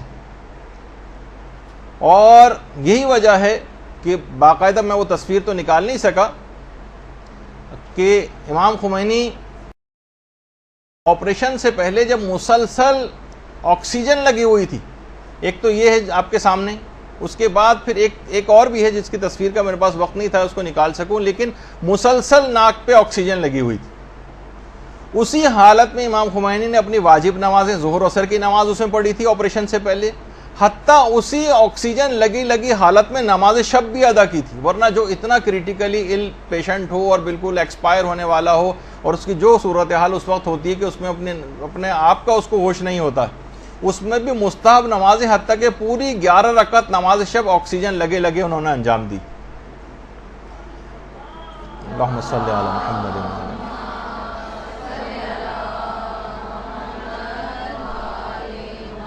کیسے چھوڑ دیتے اس نماز کو جس کے لیے ان شب قدروں میں عہد و پیمان کیا ہوا تھا؟ صاحب ارادہ تھے، ہماری طرح تو نہیں تھے کہ ذرا سی ہاتھ کے اوپر اگر ڈرپ لگ جائے تو ہم اس کو چھوڑ دیتے ہیں. امام خمینی کی حد تک تو ہے ہی بات, لیکن آیت اللہ آیت اللہ ہی, یہ بھی کچھ عرصے پہلے ان کی بھی تصاویر وغیرہ اس انداز سے آئیں گی. ظاہر ہے کہ علماء, امام خمینی کی تو ایک الگ ہی شخصیت تھی کہ ان کو ایک ایک چیز فلم بنائی جا رہی تھی ان کی, تاکہ ان کی شخصیت ایک رہبر کبیر ہونے کے حوالے سے تھی. لیکن دیگر ہمارے مراجع وہ بھی اسی طرح سے عمل کرتے ہیں, تمام مستحبات کے ساتھ عمل ہوتا ہے کہ کس طریقے سے نمازی ہیں, اور ان کا بھی یہی طریقہ کار. اور خود آپ دیکھیں کہ واقعی شب قدروں میں یہ جو اعمال ہیں اور جو نمازیں بھی ہیں, یہ خود یہ جو قوم آپ کے سامنے ہے جو تمام ظالموں سے اکیلی اور تنہا مقابلہ کر رہی ہے, وہ کس طرح سے ان کے اندر یہ کیفیت پیدا ہوئی. دیکھیں وہاں پہ جو بیمار ہیں, بیمار ہاسپٹلس کے اندر, اب کچھ تصاویر میں آپ کو دکھاؤں گا, اس سے ان لوگوں کا اندازہ ہوگا کہ کتنی ایمانی جذبہ اور اپنے آپ سے ان کا موازنہ کرتی جائیے گا کہ ہم معمولی سی چیزوں میں ڈرپ لگ گئی تو نمازیں چھوڑ دیتے ہیں, ہاتھوں میں کینیولا لگ گیا نمازیں چھوڑ دیتے ہیں, اسپتال میں داخل ہونا پڑ گیا, مریض تو چھوڑیے لواحقین تک نماز چھوڑ دیتے ہیں کہ کیسے یہاں پر نجاست ہے اور فلاں ہے اور کیا چیز ہے. اب آپ دیکھیے ان لوگوں کی حالت کہ وہاں پہ اعمال شب قدر کے لیے مریض تک بستر پہ لیٹ کر اعمال شب قدر جو ہے وہ انجام دے رہے ہیں. جو لواحقین ان کے ساتھ بیٹھے ہوں, بجائے کہ فضولیات وقت ضائع کرنے کے, ٹی وی دیکھنے کے, وہ اس کے اندر مشغول ہیں. آپ خود سوچیں کہ ایمانی یعنی کسی بھی جگہ ہونا معنی نہیں ان کے لیے ہوتا ہے کہ وہ جو ہے اس رات کو عبادت جو ہے وہ انجام نہ دیں. حتیٰ کہ جو اتنے قریب المرگ ہیں ان تک کو جو ہے عمل قرآن وغیرہ کروایا جا رہا ہے, اہمیت سے آگاہ ہیں. اور خود پیرامیڈیکل اسٹاف اور ڈاکٹر حضرات بھی بیٹھ کے کرتے ہیں اعمال اسی طریقے سے. یا جو جہاز میں ہیں اور شب قدر گزارنی پڑ رہی ہے تو باقاعدہ ایک کونے میں بیٹھ کے لوگ باقاعدہ اپنے اعمال شب قدر تک انجام جو ہے وہ دیتے ہیں. یہ نہیں سوچتے کہ ہم تو سفر میں ہیں. مثلا جو لواحقین ہیں مریضوں کے, وہ مریضوں کے لیے بھی اور وہیں پہ بیٹھ کر اپنی جو ہے عبادتوں کو جو ہے وہ انجام دے رہے ہیں. کتنی خواتین اس طرح سے ہیں بالکل قریب المرگ عزیز ان کے موجود ہیں, ان کے جو سرہانے جو ہے وہ بیٹھی ہوئی خواتین ہیں, خود مریض حضرات بھی. یہ دیکھیے کہ باقاعدہ, ظاہر ہے کہ سب مریض تو اس طرح سے اسپتال میں نہیں ہوتے نا کہ کچھ بھی نہ کر سکیں, وہ بات بھی کر سکتے ہیں, کچھ چیز پڑھ بھی سکتے ہیں, تو وہ کیوں اپنے وقت کو جو ضائع کریں, وہ اس کو اس طور پر کام میں لے کر آتے ہیں. تو یہاں پہ بھی جو مریض ہیں ان کو کوشش کرنی چاہیے, ان کو چیزیں پڑھ سکتے ہوں تو آپ پڑھنے کو ان کو چیزیں دیں.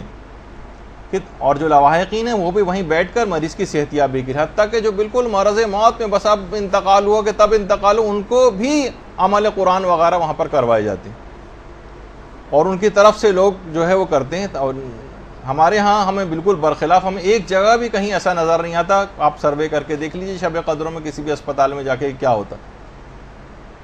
مریض خود اپنے بستروں میں بیٹھ کر وہ جو کھانے کی جو ایک ٹیبل ہوتی ہے اس پہ رکھ کر قبلہ رخ ہو کر, اگر قبلہ جو ہے وہ بالکل ان کے پشت کی طرف ہے بیڈ کی, تو وہ پورا مڑ کر اور کوشش کرتے ہیں کہ ہم ان اعمال کو اس رات کے اندر جو ہے انجام دیں. جو ریسیپشنسٹ ہوتے ہیں, جو کچھ ہوتے ہیں, وہیں پہ بیٹھ کر جتنا ممکن ہو ان کے لیے دعائیں وغیرہ پڑھنا, وہ دعائیں پڑھتے ہیں. بہت سی خواتین اس طرح انداز کی ہیں اور بہت سے مریض کے آکسیجن لگی ہوئی ہے, لیکن پھر بھی اس رات کو بہترین طریقے سے گزارنے والا ایک عمل جو ہے وہ انجام دیا جاتا ہے. بس آپ کو دکھانے کے حوالے تک ایک تشویق ہو, ایک ترغیب ہو, اور معنی نہ سمجھا جائے. مریضوں کو بھی یہ تمام چیزیں وہاں پر مہیا کریں, جو کر سکتے ہیں وہ خود کریں, ورنہ ان کے لواحقین اس کو انجام دیں. اچھا, اب باقاعدہ بہت سی کتابوں کے اندر ایک مرد صالح کا خواب جو ہے وہ نقل کیا گیا, جو بغیر نماز شب پڑھے سو گیا تھا. ہاتف غیبی کی آواز اس کو کان میں آئی کہ خدا کے بندے سو رہے ہیں جبکہ خدا ان کے درمیان بہشت رضوان تقسیم کر رہا ہے. یہ جو رات کا وقت ہے یہ بہشت کے تقسیم ہو, جنت کے تقسیم ہونے کا وقت ہے, جو پروردگار اپنے بندوں کو تقسیم کرتا. وہ اس نے سنا خواب میں, ہاتف غیبی یہ کہہ رہا ہے کہ خدا کے بندے اس وقت سو رہے ہیں جب خدا ان کے درمیان جنت رضوان تقسیم کر رہا ہے. لوگوں, جنت کے بارے میں قناعت نہ کرو, خدا کسی کی جنت کے درجات میں ہرگز اس وقت تک اضافہ نہیں کرے گا جب تک کہ وہ رات کی نیند کو کم نہیں کرے گا. جنت کے درجات میں ہرگز اضافہ نہیں ہوگا جب تک کہ رات کی نیند کم نہیں ہوگی. اچھا, کم نیند جو ہے وہ ٹی وی دیکھ کر نہیں کم کرنی ہے, فضول تقریبات میں جا کر کم نہیں کرنی ہے، بلکہ علم میں، عبادت میں، اذکار میں، دعاؤں میں اور نماز میں مشغول ہو کر کم کرنی۔ باقاعدہ فرشتے ہنستے ہیں نا، وہ جو کتنی دفعہ سر وسیم امام بھی آپ کو روایت سنا چکے کہ 3 موقعوں پہ فرشتے ہنستے ہیں، 3 موقعوں پہ روتے ہیں۔ ان میں جو ہنسنے کا موقع ہے ان میں سے ایک موقع یہ ہے کہ جو دن بھر فضولیات کے اندر مشغول رہے اور عشاء کے بعد پھر فضولیات میں دوبارہ مشغول ہو جائے، پھر ٹی وی کے سامنے آ کر بیٹھ جائے، پھر فلمیں دیکھنے لگے، پھر ڈرامے دیکھنے لگے، تو فرشتے ہنستے ہیں کہ اس بندے کا دل ابھی تک لغویات سے بھرا نہیں ہے کہ رات کو عشاء کے بعد پھر حرام اور مشکوک چیزوں کو دیکھنے میں مصروف ہو گیا ہے۔ تو بہرحال یہ پھر لغویات کے اندر جو ہے وہ مشغول ہو گیا۔ تو ایک بہت بڑی اور اہم اس کی وجہ یہ ہے کہ ہم سے جو عبادتیں نہیں ہو پاتی۔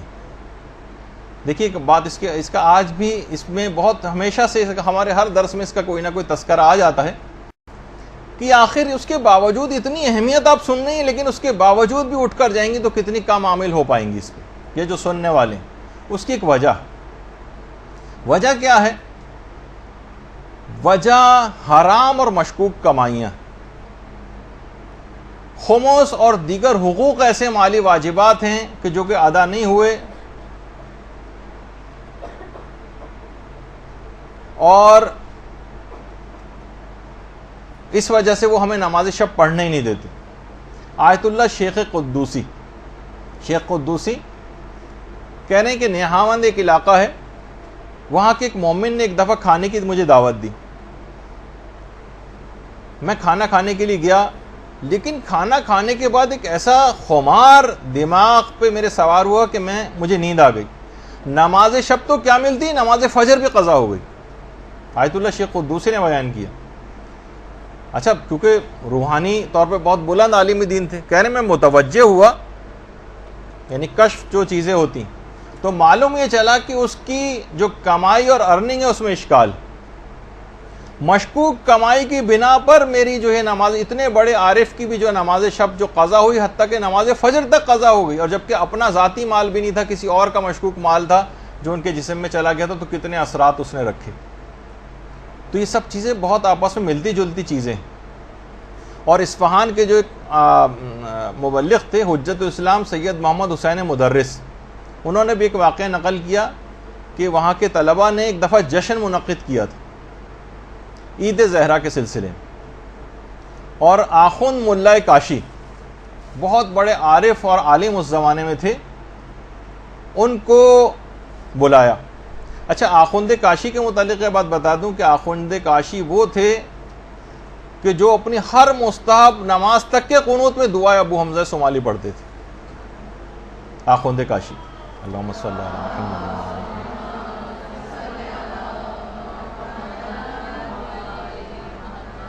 اور آخوند کاشی کہتے تھے کہ میں مدرسے کے باہر لگے ہوئے درختوں کی تسبیح کی آوازیں اپنے کانوں سے سنتا ہوں، اور ان کے جو شاگرد تھے وہ کہتے تھے، جن کا ایک واقعہ میں ایک دفعہ پہلے بھی پیش کر چکا ہوں، کہ جب ہم گئے تو ہم نے دیکھا کہ آخوند کاشی جہاں پر نماز پڑھ رہے ہیں تو اطراف کی جتنی دیواریں وہاں سے بھی تسبیح و تحلیل کی آوازیں بلند ہو رہی ہیں۔ اتنا بڑا عارف یہ دعوت جشن میں آئے، 9 ربیع الاول کا تھا، کافی رات تک جشن میں رہے اور دیر سے گھر پہنچے، رات کو سوئے تو فجر میں آنکھ کھلی، نماز شب کا وقت نکل چکا تھا، نماز شب قضا ہو گئی۔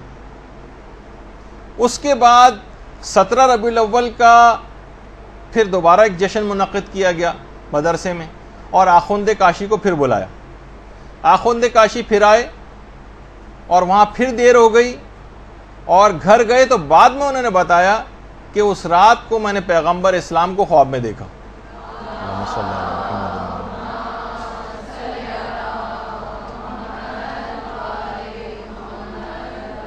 اس سے پہلے عید زہرا والے پروگرام میں گئے تھے، جب نماز قضا ہوتی، اب تو نماز قضا نہیں ہوئی، ہو ہی رہے تھے کہ پیغمبر خواب میں آ گئے اور کہا کہ اس سے پہلے میں نے اپنی بیٹی فاطمہ کی خوشنودی قلب کے لیے تمہاری اس رات نماز شب نہ پڑھنے کے عمل کو معاف کر دیا تھا، آج پھر سو رہے ہو، اٹھو اور نماز شب پڑھو۔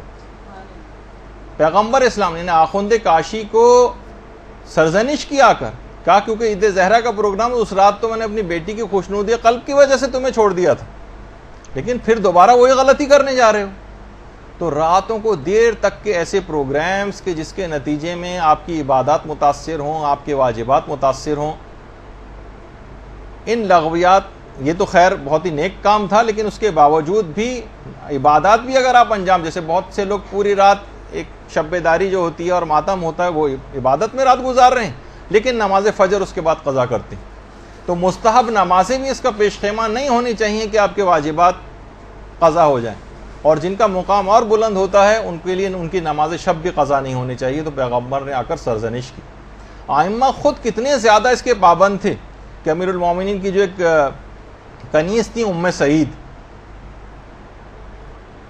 وہ یہ بات بیان فرماتی ہیں کہ تمام شب امیر المومنین عبادت میں مصروف رہتے تھے، اور رمضان اور غیر رمضان سب امیر المومنین کے لیے برابر تھے، سب برابر. اور ابھی شب ضربت آج ہی کی رات کو ہے. جب مسجد کوفہ کے لیے نکل رہے تھے تو آسمان کی طرف دیکھ کر امیر المومنین نے یہ بات کہی تھی کہ اے صبح گواہ رہنا کہ کبھی ایسا نہیں ہوا کہ تو طلوع ہو رہی ہو اور علی سو رہا ہو. درود بھیجیے محمد عالم.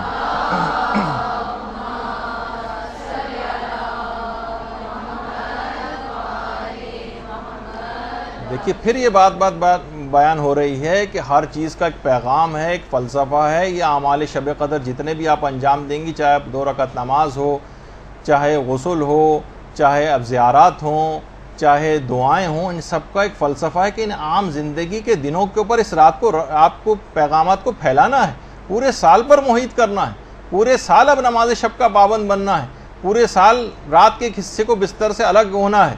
اور یہی وجہ ہے کہ جو سجدے ہیں، یہ جو نمازیں ہیں، یہ اس حد تک سوچی کہ جو ہستیاں ان کی اہمیت سے واقف تھیں. جیسے کہ حضرت مریم کے متعلق ملتا ہے کہ جب اسرائیل ملک الموت آئے تھے ان کے پاس اور آخری خواہش ان سے دریافت کی تھی، تو انہوں نے کہا تھا کہ اتنی مہلت مجھے دے دو کہ میں سجدے میں چلی جاؤں اور اس کے بعد پھر میری روح کو نکال لینا.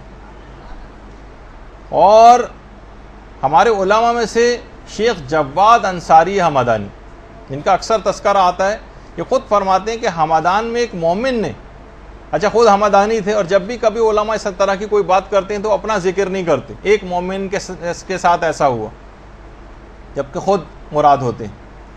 کہتے ہیں کہ حمدان میں ایک مومن نے نماز شب کے لیے جب وہ اٹھا تو دیکھا کہ 500 گھروں کی جو حدود ہے حمدان میں، اس میں ایک گھر میں زمین سے آسمان کی طرف ایک نور ساطع ہو رہا. باقاعدہ رسالہ جو لقاء اللہ ہے اس کے اندر بھی یہ واقعہ ہے. تو اسے الہام ہوا اس مومن کو کہ اس مکان میں حضرت حجت نماز شب کو ادا فرما رہے ہیں.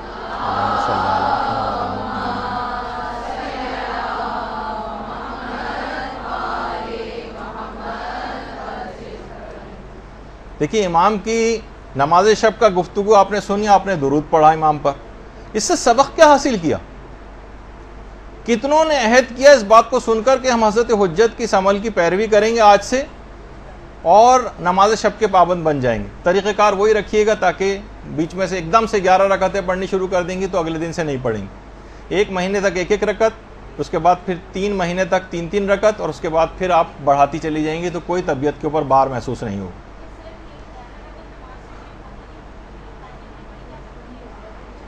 ہاں مختلف ٹائمنگز میں بھی پڑھ سکتے ہیں، خیر وہ تو اس کے مسئلے الگ ہیں، لیکن اس کا پابند ہونا. اچھا اب نمازوں ہی کے سلسلے میں مومنین کا ایک طبقہ ایسا ہوگا جو آج کی رات جو ہے وہ قضاء عمری کی نمازیں پڑھے گا. مساجد کے اندر باقاعدہ 6 دن کی نمازیں اس انداز سے پڑھائی بھی جاتی ہیں. تو اس کا بھی ایک پیغام ہے، وہ یہ ہے کہ یہ رات واجبات اتارنے کی رات بھی، اور اس کا پیغام یہ کہ سارا سال بھی اب واجبات اتارنے کی فکر آپ کو کرنی، اس کو پورے سال کے اوپر جاری کرنا. جبھی شب قدر کے وہ تمام فوائد اور جو اثرات ہیں وہ پورے سال آپ حاصل کریں گے. اپنے واجبات اتاریے، نہ صرف نمازیں اتارنے کی فکر کریں بلکہ روزے اتارنے کی فکر کریں، اپنے کفارے اتارنے کی فکر کریں، اپنے فدیے اتارنے کی فکر کریں. خواتین ہیں روزوں کے سلسلے میں جو نہیں رکھے کفارے تاخیر واجب ہوتے ہیں. پچھلی زندگی میں جو اگلے سال تک روزے نہیں رکھے ان کا کفارے تاخیر دینا ہوتا ہے. بہت سے لوگوں کے اوپر حج واجب ہے، حج کے لیے نہیں جاتے، بہت سی خود ساختہ مجبوریوں کی وجہ سے. شرعی مجبوری ہوتے ایک الگ بات ہے.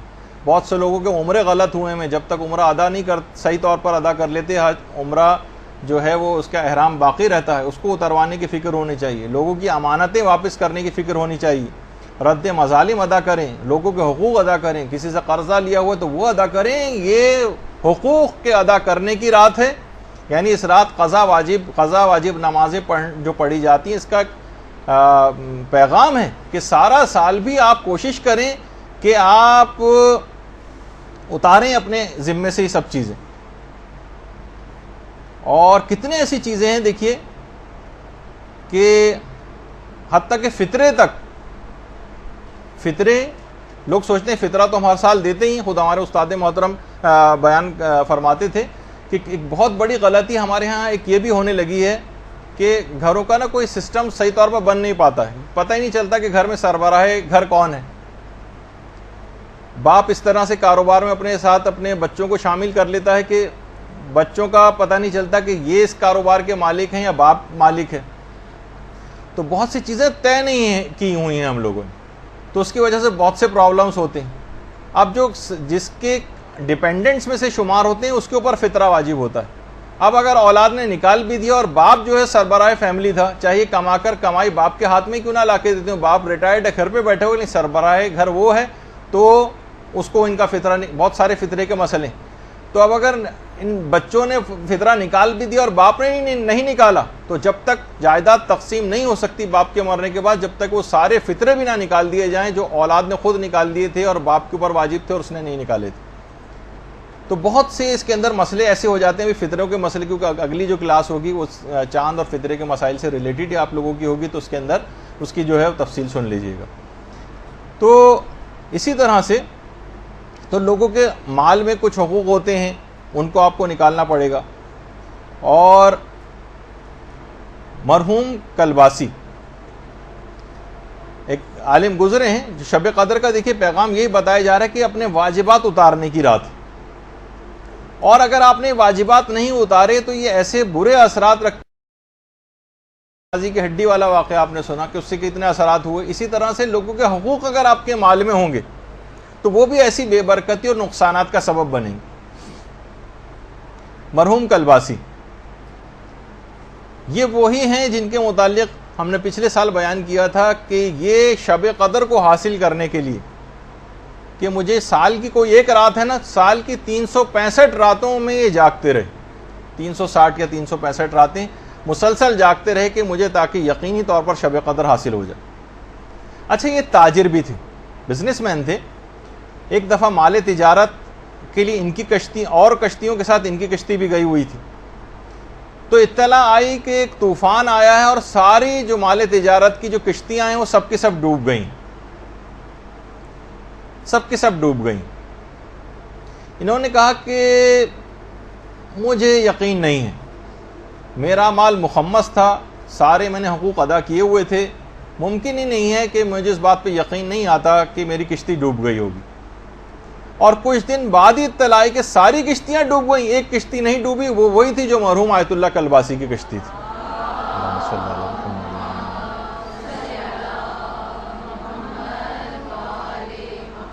دیکھیں یہ بات یاد رکھ لیجئے کہ جب تک اس کو بند کر دیجیے, جب تک آپ لوگوں کے حقوق صحیح طور پر ادا نہیں کریں گے, نہیں اس کو ٹیڑھا ہی کر دیجئے, اس کو میرے پر طرف, اس میں ہوا کی آواز آتی ہے ورنہ مائک میں. جب تک آپ لوگوں کے حقوق ادا نہیں کریں گے اور آپ کے مال میں لوگوں کے حق باقی رہیں گے تو یاد رکھ لیجئے کہ یہی مستحقین زکوٰۃ, یہی مستحقین خمس, یہی مستحقین فطرہ یہ آپ کے دامن کو قیامت کے دن پکڑ لیں گے کہ پروردگار ان کے حقوق کے عوض جو اور پروردگار کیا کرے گا, ان کے جو حقوق آپ کے ذمے ہیں ان کے عوض آپ کی نیکیاں کاٹ کر دے دی جائیں گی. معاملہ اس قدر سخت ہوگا کہ محدث نعمت اللہ جزائری یہ بات فرماتے ہیں کہ کسی نے بقدر دانق چاندی, یعنی سمجھے کہ درہم کے چھٹے حصے کے برابر بھی, یعنی 1-2 روپے کے برابر بھی اگر کسی کا نقصان کیا ہوگا تو اس شخص کی 700 قبول شدہ نمازیں کاٹ کر صاحب حق کو دے دی جائیں گی. 700. اور دیکھیے یہ بھی روایات کے اندر یہ بات آئی ہے کہ اتنی شدت ہوگی کہ انوار نعمانیہ میں محدث نعمت اللہ جزائری نے اس بات کو لکھا ہے. محدث نعمت اللہ جزائری کا یہ مقبرہ ہے خوزستان میں, کہ محشر میں کھڑا کر دیا جائے گا ایسے شخص کو اور کہا جائے کہ منادی ندا کرے گا جس کا جو حق ہے اس سے آ کر لے لے. فرماتے ہیں کہ اس وقت اہل محشر کے لیے اپنے پہچاننے والوں سے سخت کوئی بھی چیز نہیں ہوگی کہ مبادہ کوئی شخص آ کر ان سے حق کا مطالبہ کر دے کہ میرا حق اس نے نہیں دیا. تو اب آپ خود سوچیے کہ یہ جو مستحقین خمس ہیں, جن کا آپ نے خمس نہیں نکالا, سادات تک نہیں پہنچا, یہ گریبان پکڑیں گے, یہ دامن کو پکڑیں گے. جن تک فطرہ نہیں پہنچا, آپ کو صحیح طور پر آپ نے ادا نہیں کیا, وہ دامن پکڑیں گے. جن تک اور مالی چیزیں تھیں وہ نہیں پہنچی, یہ دامن پکڑیں گے آ کر. تو کس قدر معاملہ سخت ہو جائے گا. اور علل الشرائع میں باقاعدہ شیخ صدوق نے یہ بھی بات فرمائی ہے کہ قرض خواہ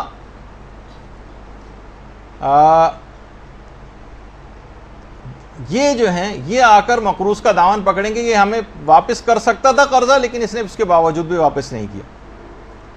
تو پھر قرض خواہ کو اس کی نیکیاں کاٹ کر دی جائیں گی, اور اگر وہ نیکیاں بھی ختم ہو جائیں اس کے پاس تو پھر جو قرض خواہ ہے اس کے گناہ کاٹ کر مقروض کے نامہ اعمال میں لکھے جائیں گے. اور باقاعدہ حق الیقین میں علامہ مجلسی نے ایک چوتھے امام امام زین العابدین علیہ الصلوۃ والسلام کی روایت بھی لکھی ہے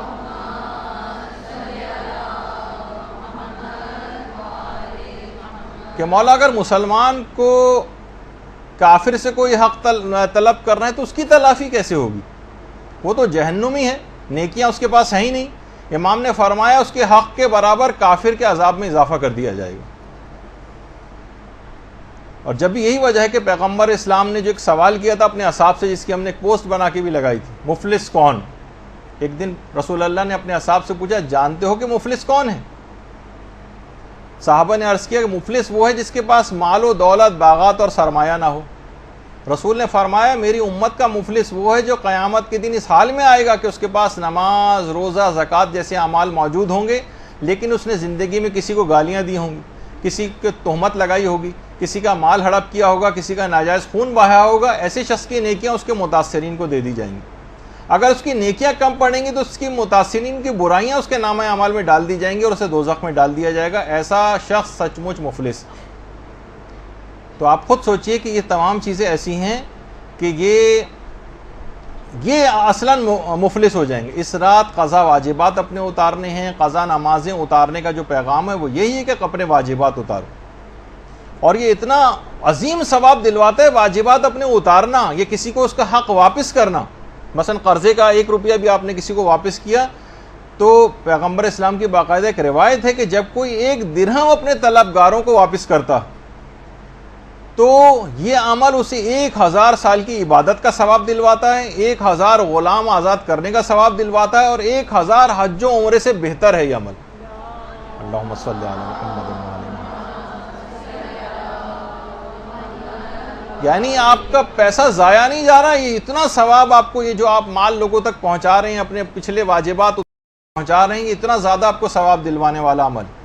اور یہ بھی روایت کے اندر آیا ہے کہ جو بھی اپنے طلبگاروں کو راضی کر لے. دیکھیے بعض اوقات ہوتا ہے کہ ہم دے نہیں پاتے لیکن ہم اس کو راضی کر سکتے ہیں, ٹھیک ہے ہم نے تمہارا یہ نقصان کر دیا تھا, ٹھیک ہے تمہارے ہم پر یہ چیز تھی, تم نے ہمیں قرضہ دیا تھا لیکن اس قرضے کو معاف کر دو, یہ ہمارے حالات ہے. کسی طرح سے بھی اس کو اگر راضی کر لیں تو کہہ رہے ہیں جو شخص بھی اپنے طلبگار کو راضی کر لے گا وہ بلا حساب جنت میں جائے گا, اور جنت میں اسے حضرت اسماعیل کی رفاقت نصیب ہوگی.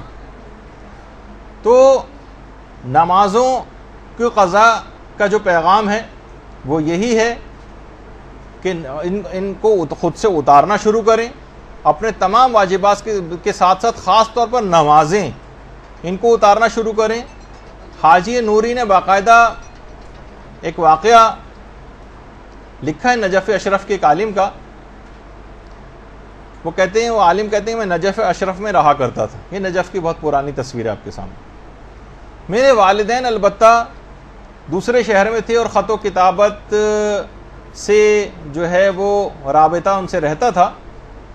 تو میں نے خواب میں ایک دن دیکھا, رات کو میں سویا تو میں نے خواب میں دیکھا کہ کچھ لوگ ہیں وہ میری ماں کو مار رہے ہیں.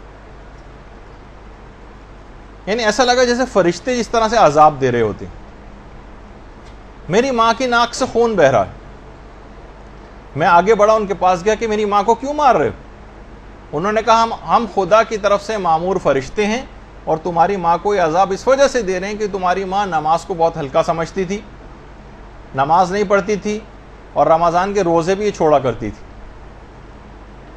اچھا دیکھیے آج بھی کتنے سوالات علماء سے جو لوگ پوچھتے نظر آتے ہیں، مدرسے کے اپنے اس کے اوپر اتنے سوالات آتے ہیں، اور سب کے سب کا ہم نے جو تجزیہ اور ایک انالیسس کیا ہے وہ یہ ہے کہ ان میں سے 99% ایسے افراد ہوتے ہیں جو فقط یہ چاہتے ہیں کوئی ایسا پوائنٹ مل جائے جس سے ہم روزہ چھوڑ دیں۔ انٹینشن سوال پوچھنے کی ہوتی ہے روزہ چھوڑنا۔ مثلا کتنی خواتین ہیں بچے کو دودھ پلا رہی ہیں، وہ سوال بس ہر وقت ان کا یہ والا سوال جو ہے وہ ہوتا ہے کہ کہیں بچے کو فیڈ میں کوئی کمی نہ ہو جائے، جبکہ آقا سستانی وغیرہ کا نظریہ ہے، وہ کہتے ہیں کہ اگر اوپر سے کوئی دودھ بچے کو پلایا جا سکتا ہے، مثلا جانور کا دودھ یا کچھ عورتیں مل کر بھی اگر پلا دیں اور اس سے بچے کا گزارا ہو جائے گا تو پھر اس کے لیے روزہ چھوڑنے میں اشکال ہے، یعنی اس کو روزہ رکھنا ہی پڑے گا اور باہر سے اس چیز کو پورا کرے۔ لیکن کیا ہے عورتیں چاہتی ہیں چھوڑ دیں۔ بہت سارے افراد اس بات کو کہہ رہے ہوتے ہیں کہ جناب گرمی بہت ہے، ہماری جاب کے ٹائمنگز اس طرح کے ہیں اور بہت دھوپ میں بھاگنا پھرنا پڑتا ہے، ہم کیا کریں، ہم کیا روزہ رکھیں یا چھوڑ دیں۔ ان کی پوری بہت سے لوگ تو پوچھتے نہیں، ویسے ہی چھوڑ دیتے ہیں، لیکن جو کچھ پوچھتے ہیں اس میں بھی کتنا سخت مسئلہ ہے کہ جناب یہ لوگ پہلے تو اگر یہ بغیر جاب کے رہ سکتے ہیں تو بغیر جاب کے رہیں گے، چھٹی لے سکتے ہیں تو چھٹی لے لیں، چھٹی لینا ممکن نہیں ہے، اور اگر ان کی تنخواہ مثلا کٹ جائے گی، اگر اس کے بغیر بھی ان کا گزارا ہو سکتا ہے تو ایسا کر لیں، کوئی اور ان کے پاس مال موجود ہے تو ایک مہینہ مثلا اگر نہیں کمائیں گے یہ تو اس سے گزارا ہو جائے گا، ورنہ قرضہ بھی اگر لینا پڑے تو قرضہ لیں اور اپنے روزے کو بچائیں، اور پھر بھی اگر یہ کوئی سی بھی چیز ممکن نہیں ہے تو پھر اتنا پانی پی سکتے ہیں کہ جس سے ان کی جان بچ جائے، اور اس کے بعد پورے دن امساک کرنا پڑے گا اور بعد رمضان اس کی قضا بھی کرنا پڑے گی۔ دیکھیے مسئلے کتنے زیادہ سخت ہیں اس کے۔ تو بہرحال لوگ اس انداز سے نماز و روزہ چھوڑتے ہیں۔ تو وہ عالم کہنے لگے فرشتے میری ماں کو مار رہے تھے اور کہا کہ یہ نمازیں نہیں پڑھتی تھی اور رمضان کے روزے بھی قضا کرتی تھی۔ اچھا اب اور میری ماں کو یہ عذاب ہو رہا تھا کہ ناک سے خون بھی اس کے جاری تھا۔ ایک اچانک سے میری آنکھ کھل گئی، بیدار ہو گیا، کیونکہ دروازے پر کسی نے دستک دی تو دیکھا ایک آدمی کھڑا ہوا اور کہا کہ تمہاری ماں انتقال کر گئی ہے اور اس کا جنازہ جو ہے اس کا جنازہ کربلا لے جایا جا رہا ہے، پہنچنے والا ہے، تم بھی فوراً پہنچو۔ یہ کہنے میں نجف سے بھاگا وہاں سے کربلا آیا تاکہ اپنی ماں کی تدفین میں شریک ہو سکوں۔ یہ بھی کربلا کی ایک بہت پرانی تصویر ہے۔ اللہم صلی علی محمد۔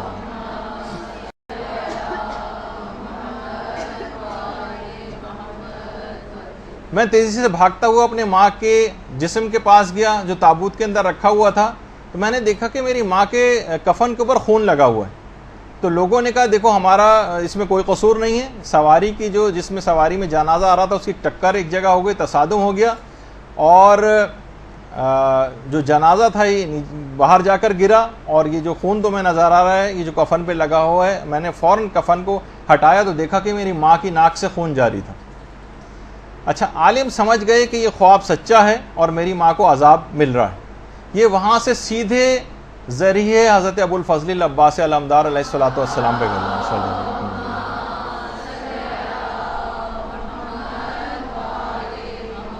ایک بہت پرانی تصویر ہے حضرت عباس کے روضے کی، اور اب تو ماشاءاللہ زری جو ہے وہ بہت ہی پرشکوہ ہو چکی ہے۔ اللہم صلی علی محمد۔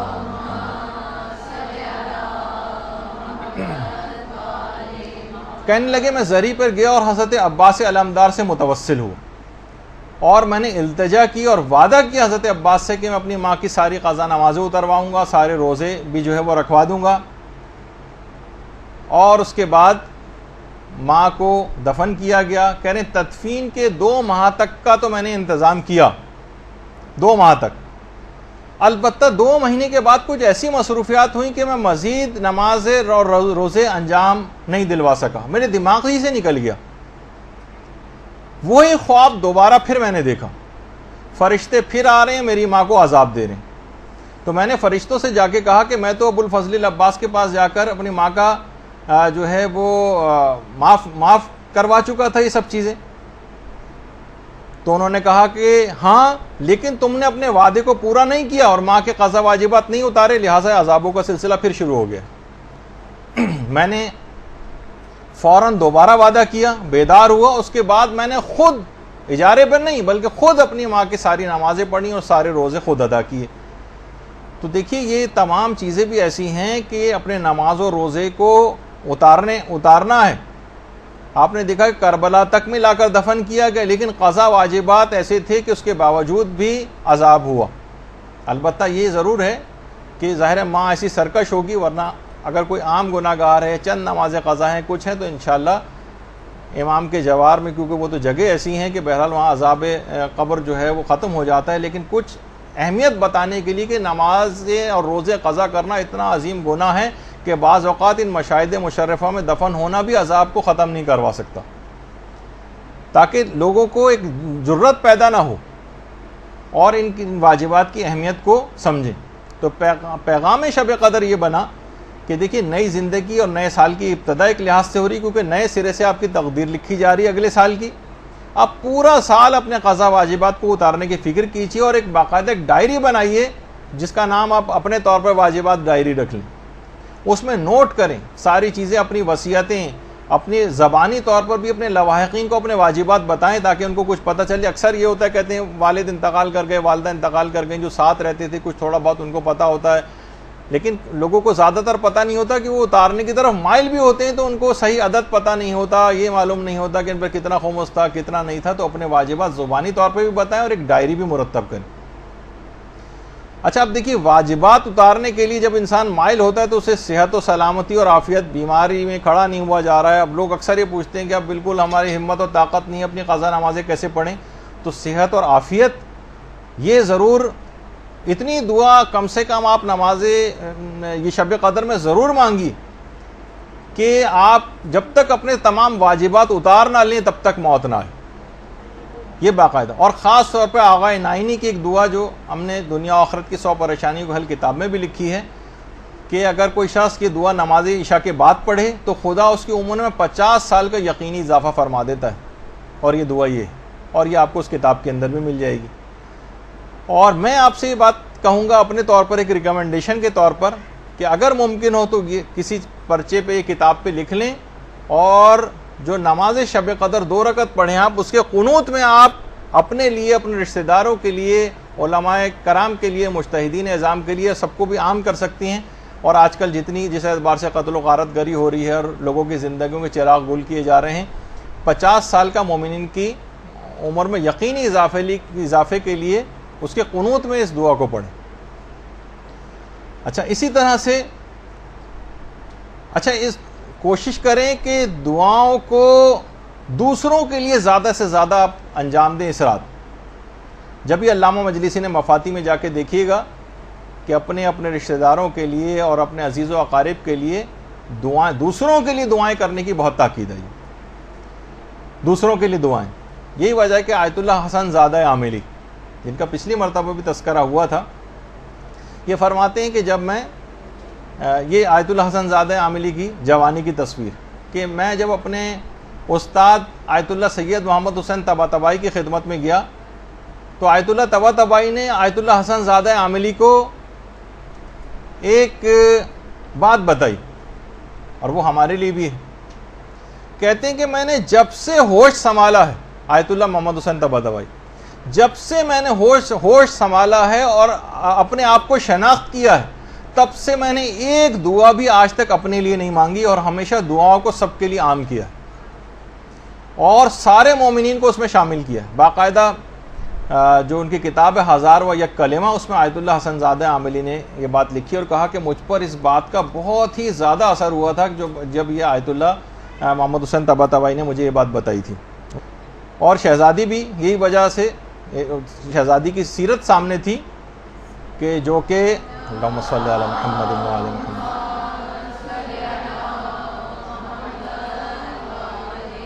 کہ امام حسن فرماتے تھے کہ ساری رات گزر جاتی تھی والدہ گرامی، یعنی ابتدائی شب سے لے کر اور صبح ہو جاتی تھی، اور فقط دوسروں کے لیے دعا کرتی تھی۔ جب وہ پوچھتے بھی تھے کہ ایسا کیوں ہے تو وہ کہتی تھی الجار ثم الدار، پہلے پڑوسی، پہلے دیگر لوگ اور اس کے بعد پھر اپنے گھر والے۔ تو یہ انہی کی طریقہ کار کے اوپر آیت اللہ سید محمد حسین طباطبائی عمل کرتے تھے کہ اپنے لیے کہتے ہیں میں نے جب سے ہوش سنبھالا مجھے یاد ہی نہیں کہ میں نے اپنے لیے کبھی کوئی دعا کی. خیر ہم سے یہ تقاضا نہیں کہ اپنے لیے نہ کریں, لیکن یہ بتانے کے لیے کہ مقدم کریں دوسرے لوگوں کو دعاؤں میں, کیونکہ اور یہی وجہ ہے کہ آیت اللہ جواد عاملی یہ فرماتے ہیں کہ دوسروں کے لیے دعا کرنا اور یا ایک اجتماعی طور پر ایک مشق بھی ہوتی ہے اس کے اندر, کہ رات کے وقت جب آپ 40 مومنین کے حق میں دعا کریں گے تو یہ اس بات کا لازمہ ہونا چاہیے کہ اب دن میں 40 مومنین کی مشکلات کو حل کرنے کے لیے کام کریں گے. یعنی رات میں دعا کرنا ہے اور دن میں عملی اقدام کرنا ہے, یہ ہے اس کا تقاضا.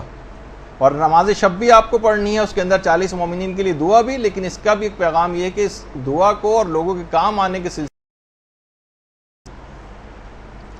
اور یہی وجہ ہے کہ علماء فرماتے ہیں کہ عید کے دن بھی پروردگار اپنے حق سے پہلے یعنی نماز عید پڑھنے سے پہلے کہتا ہے کہ فطرہ نماز عید پڑھنے سے پہلے نکال دو. اصل وقت اس کا فطرے کا نماز عید پڑھنے سے پہلے.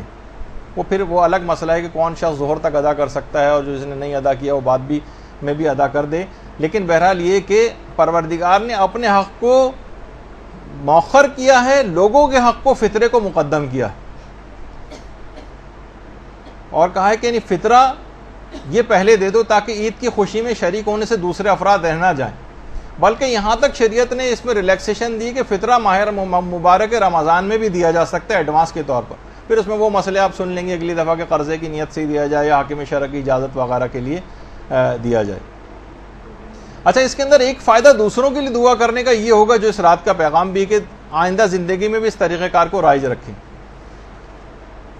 علماء فرماتے ہیں کہ دیکھیں ہم جو اپنے لیے دعائیں کرتے ہیں نا, اس میں موانعات آڑے آ جاتے ہیں. احتمال ہے کہ شاید دعا قبول نہ ہو, کچھ ایسے اعمال انجام دے دیے ہوں کہ جس سے دعا قبول نہ ہو. لیکن جب آپ دوسروں کے لیے دعا کرتی ہیں تو ایک فرشتہ خلق ہوتا ہے, اور وہی دعا جو آپ کر رہی ہیں اپنے لیے دوسروں کے لیے کر رہی ہیں, وہی فرشتہ آپ کے اپنے حق میں کرنا شروع کر دیتا ہے. اور کیونکہ موانعات کوئی نہیں ہیں اور کوئی طریقہ کار ایسا نہیں کہ فرشتوں کی دعا قبول نہ ہو, کہ ان کے اعمال وغیرہ کا بھی کوئی مسئلہ نہیں ہے کہ وہ نافرمانیاں خدا معاذ اللہ انجام دیتے ہوں, تو کوئی چانس ہی نہیں بنتا کہ وہ دعا ان کی رد ہو جائے. تو دوسروں کے لیے مقدم کرنا یہ بہت اہم بات ہے. بلکہ علامہ سید ابن طاؤس تو ایک بڑی عجیب بات کہتے تھے شب قدر میں تو مومنین کے لیے دعا کرنی ہے, میں یہ کہتا ہوں کہ قابل اصلاح کفار کے لیے ہدایت کی دعا بھی ضرور کریں, کیونکہ خدا کی کسی سے کوئی دشمنی نہیں ہے اور وہ کافروں کو بھی آتش جہنم سے آزاد دیکھنا چاہتا ہے. وہ چاہتا ہے کہ وہ بھی راہ ہدایت کو پالیں. جو اس قابل ہوں ان کی ہدایت ہو جائے, اس کی دعا کریں, اور جو اس قابل نہ ہوں, فتنہ پرور ہوں, ان کی نابودی کی دعا کریں, ان کے لیے باقاعدہ بددعا کریں کہ ان کے منحوس وجود سے زمین پاک ہو جائے. قنوت میں باقاعدہ بددعا کرنا, ان کے لیے لعن کرنا, خاص طور پر ایران, عراق, شام, لبنان, افغانستان اور پاکستان اور جتنے بھی مومنین اور عام مسلمانوں کے جو دشمن ہیں, جو دہشت گرد جو روزانہ کی تعداد میں اس انداز سے مومنین کو اور عام مسلمانوں کو شہید کر رہے ہیں, ان کے لیے بھی اس رات میں علی الخصوص بددعا ضرور کریں. اور یہ سلسلہ دعاؤں کا اور ظالمین کے لیے بددعا کا یہ سارا سال بھی جاری رہنا چاہیے. اور یہی وجہ جو پیغمبر اسلام کے جس سے پہلے میں نے پیش کی تھی, جو ہمارے بہار الانوار کے اندر بھی اور عام مسلمانوں نے بھی اس کو اپنی کتابوں کے اندر نقل کیا ہے, کہ جو ایمان اور احتساب کے ساتھ اس رات عبادت کے لیے کھڑا رہے گا اس کے تمام گزشتہ گناہ معاف ہو جائیں گے. بہت سی روایتوں میں ہے کہ آئندہ گناہ بھی معاف ہو جائیں گے. تو باقاعدہ یہ تمام چیزیں کاغذ قلم جو ہے وہ لے کر بیٹھیں اور یاد کریں کہ کون کون سی اس قسم کے جو ہے وہ ہم نے اعمال انجام دیے تھے, اور اپنے اوپر خود پر ایک تنقیدی نگاہ ڈالیں. ہم نے بہت بڑا مسئلہ یہ کہ خود پر تنقیدی نگاہ ڈالنا بند کر دیا. سوء ظنی رکھنی ہے اپنے آپ سے رکھیں, کینہ رکھنا ہے اپنے آپ سے رکھیں, بری نگاہ ڈالنی ہے اپنے اوپر بری نگاہ ڈالی, اپنے زکام کو بھی آپ کو کوڑ سمجھنا ہے. یہ احتساب کی رات ہے, اور آئینہ بن کر تمام برائیاں آپ کے سامنے آشکار ہو جائیں گی کہ ہم نے کون کون سی پروردگار عالم کی ایسی نافرمانیاں کی ہیں, کتنے احکام پائمال کی ہیں. سارے گناہوں کو اپنے یاد کریں, احتساب کریں اپنا, اور آئندہ بھی نہ کرنے کا عزم کریں. پیغمبر نے کہا جو ایمان اور احتساب کے ساتھ اس رات کو عبادت کرے گا اس کے تمام گناہ معاف ہوں گے. شرط لگائیے, ورنہ مطلق اور عام نہیں کیا. تو بہرحال یہ تمام چیزیں ایسی ہیں، اور یہی وجہ ہے کہ تفسیر المیزان کے جو فارسی مترجم ہیں سید محمد باقر موسوی اصفہانی، انہوں نے کہا کہ ہمدان میں ایک علاقہ ہے جس کا نام ہے گنداب، وہاں پر ایک علی گندابی نام کا ایک بدماش ہوتا تھا جس کی سچا کیونکہ واقعہ ہے، باقاعدہ ایران کے اندر توبہ علی گندابی کے موضوع پر فلمیں تک بنائی گئی، بالکل سچا واقعہ ہے۔ علی گندابی ایک شرابی بھی تھا اور بدماش بھی تھا، اور اس کی توبہ بڑی مشہور ہے۔ ایک ذاکر تھے اس زمانے میں، شیخ حسن، وہ شہر سے باہر کہیں مجلس پڑھنے گئے ہوئے تھے، رات کا وقت تھا، اور جب واپس آئے تو شہر کا دروازہ بند ہو گیا تھا۔ یہ علی گندابی دروازے پر ہی بیٹھا ہوا تھا اور شراب کے نشے میں دھت تھا۔ انہوں نے کہا دروازہ کھٹکھٹایا، دروازہ کھولو۔ اس نے کہا کون؟ انہوں نے کہا میں ہوں شیخ حسن، میں ایک ذاکر حسین ہوں، مجلس پڑھنے گیا تھا، دیر ہو گئی۔ اس نے کہا میں ایک شرط پہ کھولوں گا، میرے لیے پہلے کوئی مجلس پڑھو۔ انہوں نے کہا یہاں تو نہ ممبر ہے نہ کوئی بیٹھنے کی جگہ ہے۔ کہا کہ میں سجدے میں جاتا ہوں، میری پیٹھ کو ممبر سمجھو، اس پر بیٹھ کے مجلس پڑھو، میں سنوں گا، لیکن میری شرط ہے کہ قمر بنی ہاشم کے مصائب پڑھنا۔ اچھا، انہوں نے مجلس پڑھی اس کی کمر پہ بیٹھ کر، اس نے خوب گریہ کیا، یعنی وہ موقع آ گیا علی گندابی کے پاس توبہ کا، جو یہ موقع آج کی رات آپ کو ایک گولڈن چانس شب قدر کی صورت میں ملنے والا۔ موقع سے فائدہ اٹھائیں جیسے علی گندابی نے اٹھایا۔ اس کے بعد کیا انعام ملا اس کو؟ اسی شب قدر یہ اسی شب کو یہ تائب ہوا، اور اس کے بعد یہ عتبات عالیات کی زیارت کے لیے عراق گیا، نجف۔ اس زمانے میں مرزا شیرازی یہ بزرگ وہاں پر نماز پڑھاتے تھے نجف میں، جو سامنے بیٹھے ہوئے، جنہوں نے تمباکو والا فتویٰ دیا تھا۔ یہ ان کے پیچھے جا کر نمازیں بھی پڑھنے لگا۔ ایک دن اطلاع آئی مرزا شیرازی کو ایک مجتہد کا انتقال ہو گیا۔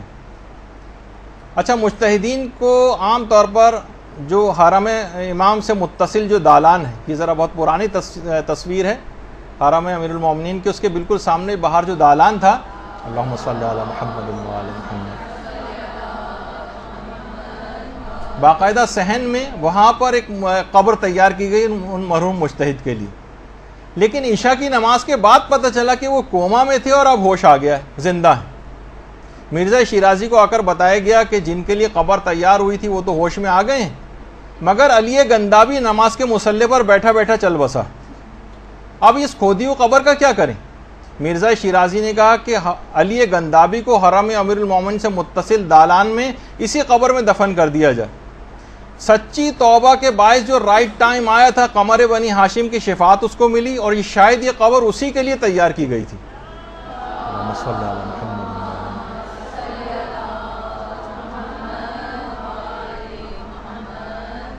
تو دیکھیے مواقع بار بار نہیں آتے، اس نے اس موقع سے فائدہ اٹھایا، موقع توبہ کا آ گیا تھا۔ شب قدر سے اچھا کوئی موقع توبہ کا ہوگا آپ کے پاس؟ نہیں آئے گا۔ تو جیسے اس نے پکارا قمر بنی ہاشم کو، یہ ہستیاں ایسے ہی شفیع ہیں، ان کو پکاریے۔ شب قدر امام زمانہ علیہ السلام اور شہزادی حضرت فاطمۃ الزہرا سلام اللہ علیہا سے منسوب۔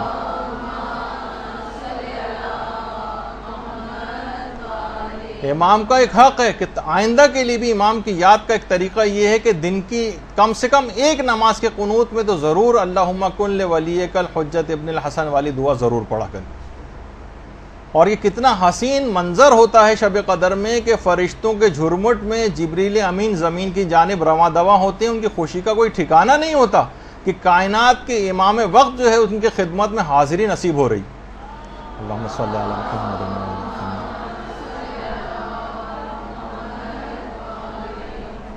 اور فائنل تقدیریں لکھے جانے کے بعد فائنل دستخط اور امضا کے لیے امام کے پاس آتی، اور یہ بھی اس رات کو یاد کرنے کا ایک فلسفہ امام کو یہ کہ امام کے پاس آپ کی تقدیریں آتی ہیں، اور عام دنوں میں بھی ہفتے میں کم سے کم 2 دن آپ کا جو نامہ اعمال، جو ہمارا سیاہ نامہ اعمال ہے، جو باعث شرم نامہ اعمال، یہ امام زمانہ کے سامنے پیش کیا جاتا، اور ساری رپورٹ امام کو پیش کی جاتی۔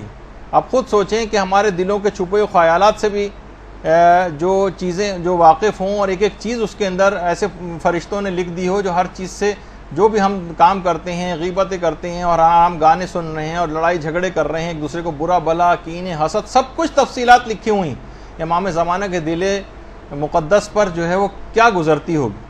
تو اس رات کا ایک یہ ہے کہ اس رات کا کہ امام زمانہ سے منسوب رات ہے، اس رات کو بھی ان کو یاد کرنا ہے، اور ایک یہ کہ اس کو سارے سال پر محیط کرنا ہے امام کے ذکر۔ سوچیں کہ ہمارے نامہ اعمال ہفتے میں 2 بار امام کے سامنے پیش کیے جا رہے ہیں۔ اسی طریقے سے اس رات مخصوص زیارتیں بھی جو ہیں وہ بھی کرنی ہیں، ہمیں پڑھنی، اس کا وقت نہیں ہے ابھی اس میں مجھے بتانے کا، کہ امام حسین علیہ السلام، شہدائے کربلا، حضرت عباس، شہزادہ علی اکبر، اور خود امام زمانہ کی جو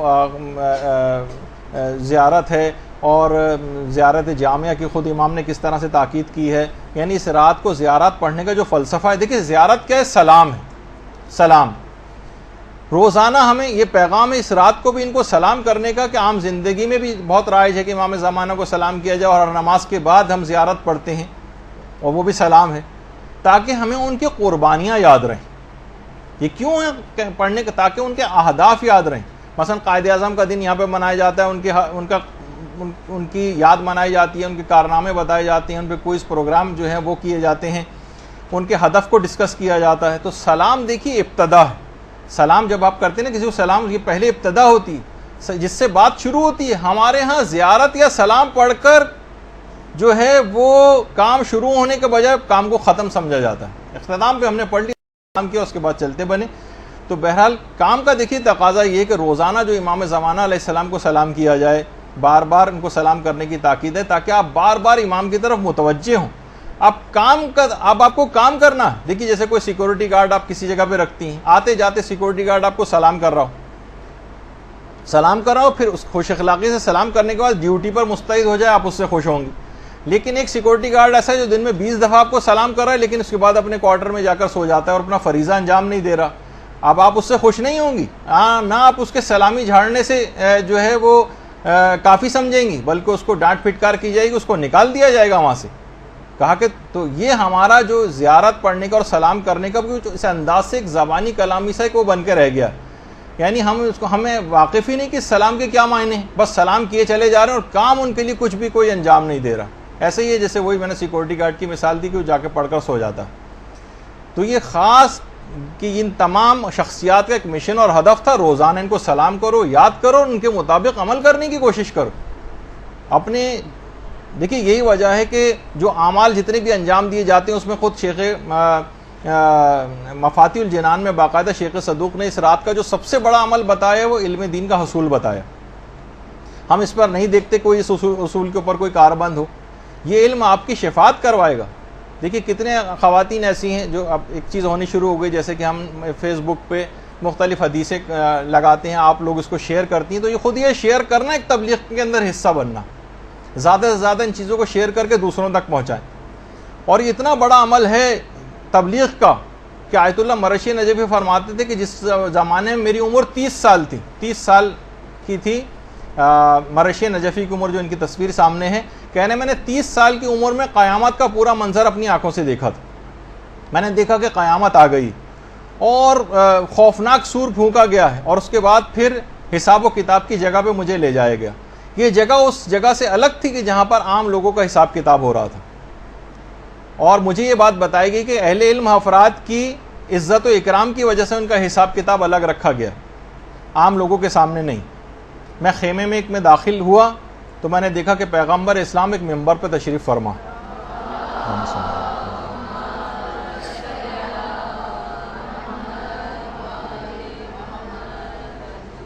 ان کے دائیں اور بائیں دو بہت ہی ایسی شخصیات جو تقوی اور جلالت ان کے چہرے سے، ان کے نور سے آیا ہو رہا تھا، وہ ساتھ میں بیٹھی ہوئی تھی۔ دونوں کے سامنے کتابوں کے ڈھیر رکھے ہوئے تھے، اور ہر علماء کی ایک صف تھی ان کے سامنے، اور مجھے 14ویں صف میں کھڑا کیا گیا تھا، یعنی 14ویں صدی کے تھے تو 14ویں صف میں۔ اب میں حساب کتاب کا ہم انتظار کر رہے تھے، مسترب دل کے ساتھ انتظار کر رہے تھے، اور پیغمبر اسلام نہایت باریک بینی سے حساب کتاب لے رہے تھے۔ لیکن جب بھی کسی عالم کو شفاعت درکار ہوتی تھی تو پیغمبر اسلام شفاعت فرما دیا کرتے تھے۔ جس کی تبلیغات زیادہ ہوتی تھیں، نہیں پہلے ایک بات اور بتا دوں کہ خود انہوں نے مرشی نجفی فرماتے ہیں کہ میں نے اپنے ساتھ کھڑے ہوئے افراد سے پوچھا کہ یہ پیغمبر کے اطراف میں جو دو شخصیات ہیں یہ کون ہیں، کیونکہ میرا ارادہ یہ تھا کہ اگر مجھے ان کا نام پتہ چل جائے تو ہو سکتا ہے کہ مجھے شفاعت کی ضرورت ہو تو میں ان شخصیات کا نام لے کے مخاطب کر کے شفاعت کی درخواست کروں۔ مجھے بتایا گیا کہ یہ شیخ مفید اور علامہ مجلسی ہیں جو دائیں اور بائیں بیٹھے ہوئے ہیں۔ اچھا، ان کی جو کتابیں تھیں، ان کی جو تالیفات، وہ ان کا ذریعہ شفاعت تھیں۔ جس کی تبلیغات زیادہ تھیں، جس کی کتابیں زیادہ تھیں، اس کو حق شفاعت دوسرے کی نسبت زیادہ تھا۔ اور علامہ مجلسی کے سامنے کتابیں زیادہ تھیں۔ آپ کو معلوم ہے نا کہ علامہ مجلسی کا ایوریج نکالا جائے تو 1000 صفحات پر ڈے لکھنے کا ایوریج تھا ان کا، اور ہمارا جو پوری زندگی میں بھی ایک صفحہ لکھنے کا نہیں ہوتا بعض اوقات۔ تو ان کا حق شفاعت زیادہ تھا۔ تو یہ باقاعدہ آپ نے دیکھا کہ یہ علم جو ہے جو آپ حاصل کریں گے، جو شب قدر میں بہت زیادہ اس بات کی تاکید کی گئی ہے۔ واقعہ تو اور بھی لمبا ہے لیکن اس وقت بیان کرنے کا ٹائم نہیں ہے، موت کے دروس میں ہم نے اس واقعے کو مکمل بیان کیا ہے۔ تو یہ علم کا حاصل کرنا اور اس کو پھیلانا، یہ قیامت کے دن یہ اس رات کا پیغام ہے، ورنہ اس رات تو صرف عبادت میں گزاری جانی چاہیے تھی، باقی 360 دن جو اور آپ کے پاس پورے سال کے پڑے ہوئے ہیں اس کے اندر آپ پڑھتی رہتی ہیں۔ اس رات ہی کو علم کے اندر اس کو لگانا، یہ کیوں زیادہ بڑا اس کو عمل قرار دیا گیا؟ کیونکہ اس تمام اعمال کو اس رات کو انجام دینے کا ایک فلسفہ ہے۔ یہ جو ٹکڑوں کے اندر یہ اعمال ہیں، نماز ہے اس کا مطلب پورے سال نماز کا پابند رہنا ہے، زیارات ہیں، سلام کرنا ہے تو امام کا کام بھی اس سلام کے ساتھ ساتھ انجام دینا ہے، غسل کرنا ہے، نمازیں پڑھنی ہیں، باوضو رہنا ہے، تو پورے سال اس کو جو ہے سلسلے کو جاری رکھنا ہے، تبلیغات کرنی ہے تو پورے سال تین پیغامات ہیں، فقط ایک رات کی حد تک رہنے والے معاملات نہیں ہیں۔ باقاعدہ شیخ محمد تقی اصفہانی یہ فرماتے ہیں کہ شیخ انصاری سے ایک دفعہ سوال ہوا کہ اجتہاد جو ہے یہ کتنوں پر واجب عینی ہے؟ دیکھیں، اجتہاد ایک علاقے کے اندر کچھ افراد پہ تو کچھ افراد ایسے ہونے چاہیے نا جو مجتہدین ہوں، ان پر واجب عینی ہوتا ہے۔ کتنے افراد تک پہ یہ واجب عینی ہے کہ اس کے بعد جو لوگ بچ جائیں ان پر کفائی ہو جائے؟ یہ سوال باقاعدہ پوچھا گیا، اور اس زمانے کتنے عرصے پرانی جو ہے شیخ انصاری کے زمانے کی جو ہے وہ بات ہے۔ تو شیخ انصاری نے اس زمانے میں کہا تھا کہ ایک شہر میں 20 مجتہدین کا ہونا لازمی، اور مبلغین کی ضرورت اس سے بھی بہت زیادہ۔ دیکھیے، ہر علاقے میں کم سے کم 10-10 20-20 کم سے کم، اب جیسے انچولی جیسا علاقہ ہے، کیا یہاں ایک عالم ضروریات کے لیے کافی ہوگا؟ نہیں، ایک عالم چلیں، ایک بڑا عالم، ایک اس کی ایک الگ شخصیت ہے، لیکن مبلغین کے لوگوں کی نمازیں صحیح کرانی ہیں، وضو صحیح کرانے ہیں، بچوں کو سکھانا ہے، اور لوگوں کے مسئلے مسائل ہیں، اور ان کے جابز کے مسئلے ہیں، اور خمس کے مسئلے ہیں، اور کوئی ایک آدمی کبھی کر سکتا ہے؟ نہیں کر سکتا۔ یہاں پہ 20 30 40 50 ایسے افراد صرف ایک چھوٹے سے علاقے میں ہونے چاہیے، تو اتنی زیادہ مبلغین کی ضرورت ہے۔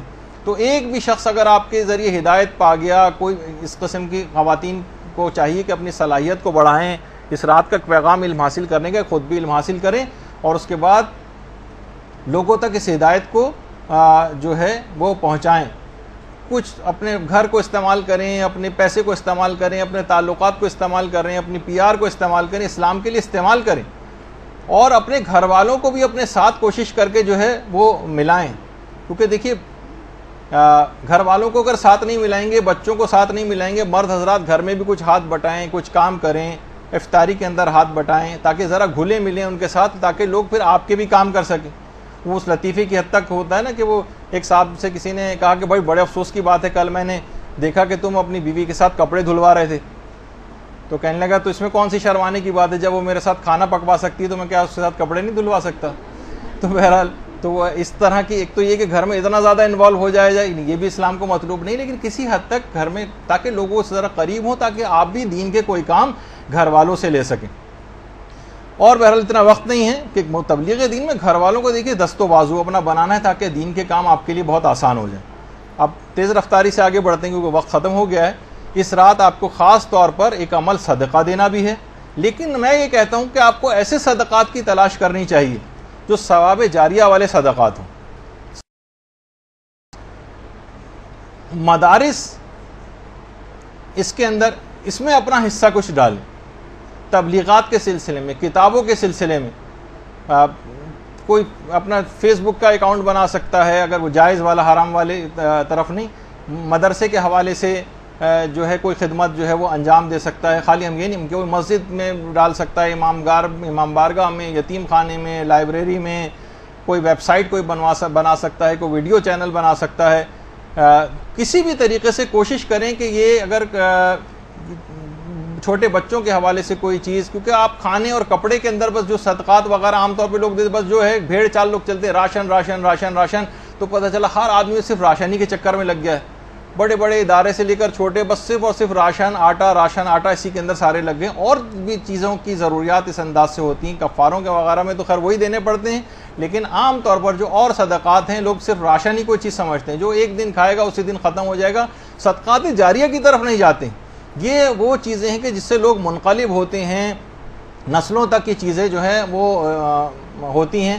جو بچے ہیں عام طور پر شروع میں تو چلیں بچے بہت سے ایسے ہوں گے جو دین کی طرف راغب نہیں ہیں، اور آہستہ آہستہ لیکن پھر بالآخر یہی بچے ہیں وہ نماز کے عادی. انہی مدرسوں میں پڑھنے والے بچے ہمارے، ہم دیکھ کے جب کیجئے کہ دل باغ ہو جاتا ہے ان بچوں کو دیکھ کر جس انداز سے وہ یہاں اب یہ جو چیزیں یہاں پر آ کر نماز سیکھ رہے ہیں، جو قرآن یہاں پر آ کر خواتین جو طالبات ہیں وہ پڑھ رہی ہیں، اور یہی بچے جو آج یہ کچھ ارتباط دین کے لحاظ سے ان کا ہو رہا ہے، اور یہ اس کے پھر عادی بن جائیں گے، سورہ کو حفظ کریں گے، تو جتنی پوری زندگی ان سوروں کی تلاوت کریں گے ان کا ثواب آپ کو ملے گا اگر آپ نے کچھ حصہ اس کے اندر ڈالا ہوگا.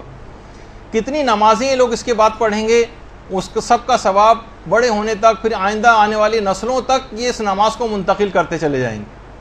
یہ ان کے عادی بن جائیں گے. جتنی چیزیں، دعائیں، اذکار ان مدارس میں آ کر سیکھتے ہیں، اس میں حصہ ڈالنے والا جو ہے وہ اس کے اندر ان کے حصے دار بن جاتا ہے. پھر یہی ہوتا ہے کہ دیکھیے کتنے ایسے ہیں یہاں پر ہمارے یہاں کام نہیں ہوتا مساجد کے اندر، وہاں پہ باقاعدہ ایران وغیرہ میں پریکٹیکل کلاسیں ہوتی ہیں تیمم کرانے کی، کہ تیمم کیسے کیا جاتا ہے. سارے لوگ بیٹھ کے مثلا تیمم کر رہے ہیں. جو ایک دفعہ بھی کسی نے کر لیا اور اپنی عبادت صحیح کر لی، وہ جب بھی کبھی کرے گا آپ کو ثواب اس کا ملے گا.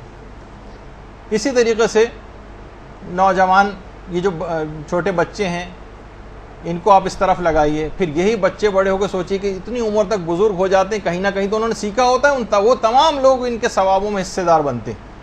اور پھر یہی انہی میں سے کوئی بڑا ہو کر عالم دین بنے گا اور وہ آگے تبلیغات کا سلسلہ جاری کرے گا. کتنے بچے ہمارے جو مثلا یہاں سے پاکستانی مدارس سے اس کے بعد نجف اور قوم وغیرہ جو جاتے ہیں، خود ہمارے مدرسے کا ایک طالب علم بھی جو ہے وہ نجف جا چکا ہے.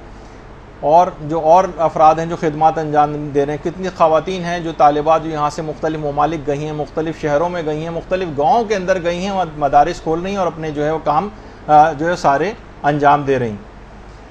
لیکن کیا ہے کہ ہر ایک کو اپنی ذمہ داری پوری کرنا. اور صدقات کے اندر صرف ایک مسئلہ لوگوں کے ساتھ یہ ہے کہ صرف مادی ضروریات کو دیکھا جاتا ہے، روحانی ضروریات کو پوری کرنے کے لیے لوگ صدقات عام طور پر نہیں دیتے. سب سے کم دین حق کی تبلیغ کے اندر پیسے ہوتے ہیں. جو صدقہ باکس ہے اس میں جو کئی خانے بنے ہوئے ہیں، وہ والے صدقات غریب کو دینے والے جو ایک دن کھائے گا اگلے دن ختم ہو جائے گا. لیکن جہاں ہمیشہ کی روحانی زندگی، اس میں سب سے کم پیسے کوئی لوگ متوجہ نہیں. تو بہرحال صدقے کے حوالے سے بس ایک بات اس میں اور ذکر بیچ میں کر دوں، کیونکہ یہ سوالات بھی بہت آ گئے تھے اور کچھ لوگوں نے خاص طور پر آپ سب لوگوں سے بھی، آج کی رات دعا کی رات ہے، یہاں کے بہت سے اساتذہ نے بھی کہا ہے کہ وہ بھی آپ کے حق میں دعا کریں گے، لیکن آپ لوگوں سے بھی ان لوگوں کے حق میں دعا کی درخواست ہے.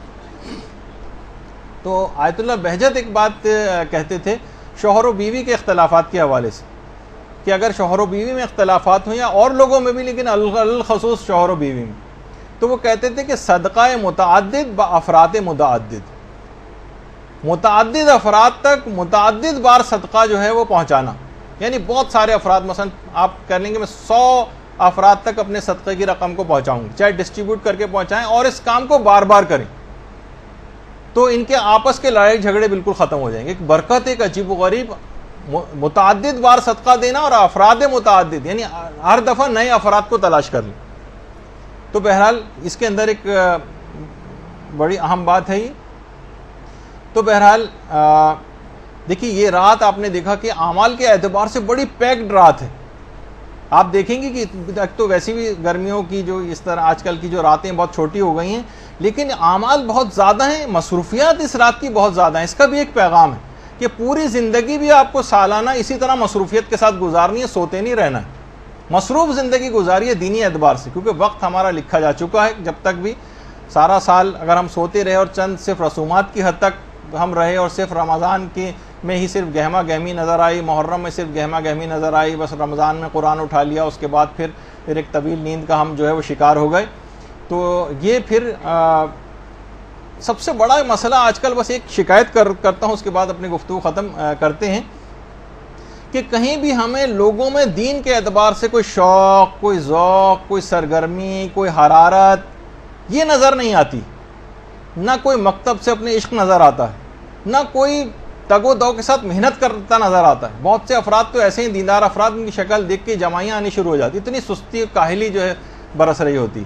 تو بہرحال آپ دیکھتی ہیں کہ دنیا دار افراد ٹی وی پر آپ کتنے انٹرویو سنتی ہیں، فلاں جو اداکارہ ہیں جناب کثرت کام کی زیادتی کی وجہ سے وہ نہ بے ہوش ہو گئی شوٹنگ پہ، کئی راتوں سے وہ سوئی نہیں تھیں، اور فلاں گلوکار جو صبح رات کے 3 بجے سے اٹھ کر جو ریاض کرنا شروع کرتے ہیں تو 3 گھنٹے تک مٹکے میں منہ ڈال کے مثلا کرتے رہتے ہیں اور ریاض کرتے ہیں.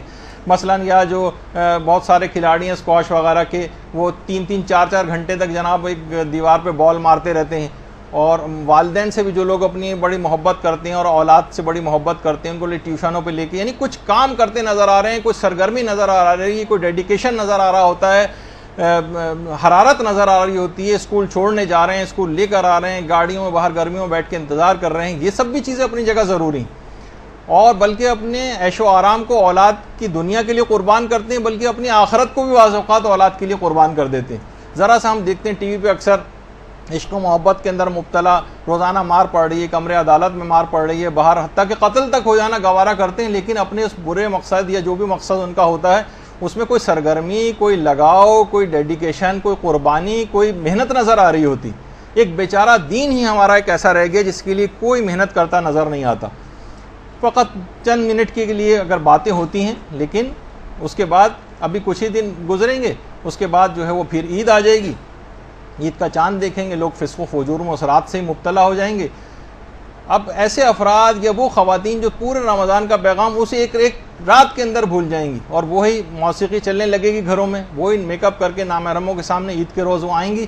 کس منہ سے یہ لوگ عید منائیں گے؟ عید ان کی نہیں ہے جو بازاروں میں کپڑے لتوں کے لیے خریداری کرتے پھریں گے. ان کی عید اصل میں ہوتی ہے جنہوں نے اس رمضان سے تقوی حاصل کیا ہوتا ہے. ان کی عید نہیں ہوتی جو گھر میں نئے پردے عید کے دن ڈالتے ہیں اور نئے کپڑے اور جوتے خرید کے لاتے ہیں. اصل عید ان کی ہے جو پورے سرات کو خیریت سے اس رمضان میں پار کر جاتے ہیں. تو بہرحال وہ جو شعر بھی ہے نا حضرت حور کے حوالے سے ہے کہ شکوہ عید کا منکر نہیں ہوں میں، لیکن قبول حق ہے فقط مرد حور کی تکبیر. تو یہ مرد حور کی تکبیر نہیں، پروردگار کو ایسے ہر فاسق و فاجر اور کہ بس صرف ایک رسم و رواج کی حد تک یا زبان کی چٹنی کی حد تک دین اس نے کیا، باقی نہیں. ایسی توبہ اس رات کو کرنی ہے کہ اس کے بعد پھر واپسی کی طرف جانے کا کوئی امکان نہ ہو. تو پھر کہا جائے گا کہ آپ نے واقعی شب قدر گزاری ہے. توبہ کا دیکھیے دروازہ کھلا ہوا ہے، ملک الموت اب تک نہیں آیا. دنیا کے بھی جو عدالتیں ہیں اگر مجرم اقرار جرم کر لیتا ہے تو ان کی سزا میں کمی کر دیتی ہیں، اور کیونکہ یہاں کے جج جو ہیں وہ کم ظرف ہیں، یہ اتنا اختیار بھی نہیں رکھتے ہیں، مگر وہ خالق کون و مکان جس کے ظرفیت کی کوئی انتہا نہیں، اس کی عفو بخشش کے اندر کوئی کمی نہیں ہے، کوئی لمٹ نہیں ہے اس کی، وہ مکمل با اختیار ہے. اس کے فیصلے اس پر حکومت نہیں کرتے بلکہ وہ اپنے فیصلوں پر حکومت کرتا ہے. تو اگر ہم آج کی رات توبہ، حقیقی توبہ کر لیں اور اقبال جرم کر لیں تو وہ ہمارے ندامت سے جھکے ہوئے سر کو دیکھ کر سزا میں صرف کمی نہیں کرے گا بلکہ پوری سزا کو بھی معاف کر دے گا. یہ رات شب قدر ہے، اس رات میں اپنی حقیقت کو پہچانیے. یہ ہم جو مومنین ہیں یہ باز شاہی ہیں، یہ گندگیوں پہ کہاں منہ مارتے پھر رہے ہیں. آپ کے اعمال کی قدر و قیمت دیکھیے، فقط جنت ہے، اس کو حقیر چیزوں پہ فروخت نہ کریں. وہ مومن جس کی عظمت خانہ کعبہ سے بھی زیادہ قرار دی گئی ہے، کیوں اپنا قبلہ اس رات کو درست نہیں کرتے؟ اگر آج کی رات اپنی حقیقت کو آپ پہچان لیں اور حقیقی توبہ کر کے ایک نئے عزم کے ساتھ اس رات کا اگر سورج آپ نے طلوع کر لیا تو یاد رکھ لیجئے کہ قرب خداوندی کی ایسی منازل آپ اس رات کو طے کریں گی کہ 1000 مہینوں کی راتوں کی ریاضت بھی ایک جست میں آپ طے کر لیں گی. اور اس رات کو اگر حقیقی طور پر آپ نے توبہ کر کے اور ایک عہد کر لیا. خدا ہم سب کو اس رات کے فضائل و برکات اور پیغامات پر عمل کرنے اور سارا سال اس کے اوپر عمل کرنے کی توفیق عطا فرمائے کہ اس کے بعد جب ہمارے نامہ اعمال امام زمانہ کے حضور پیش ہوں تو بے اختیار خوشی سے ان کے مبارک ہونٹوں پر ایک ایسی مسکراہٹ آ جائے کہ جس کے بعد ہمارے لیے فلاح و کامیابی کی منزلیں حاصل کرنا یقینی ہو جائے. وصلی اللہ علی محمد وعلیہ الطیبین الطاہرین۔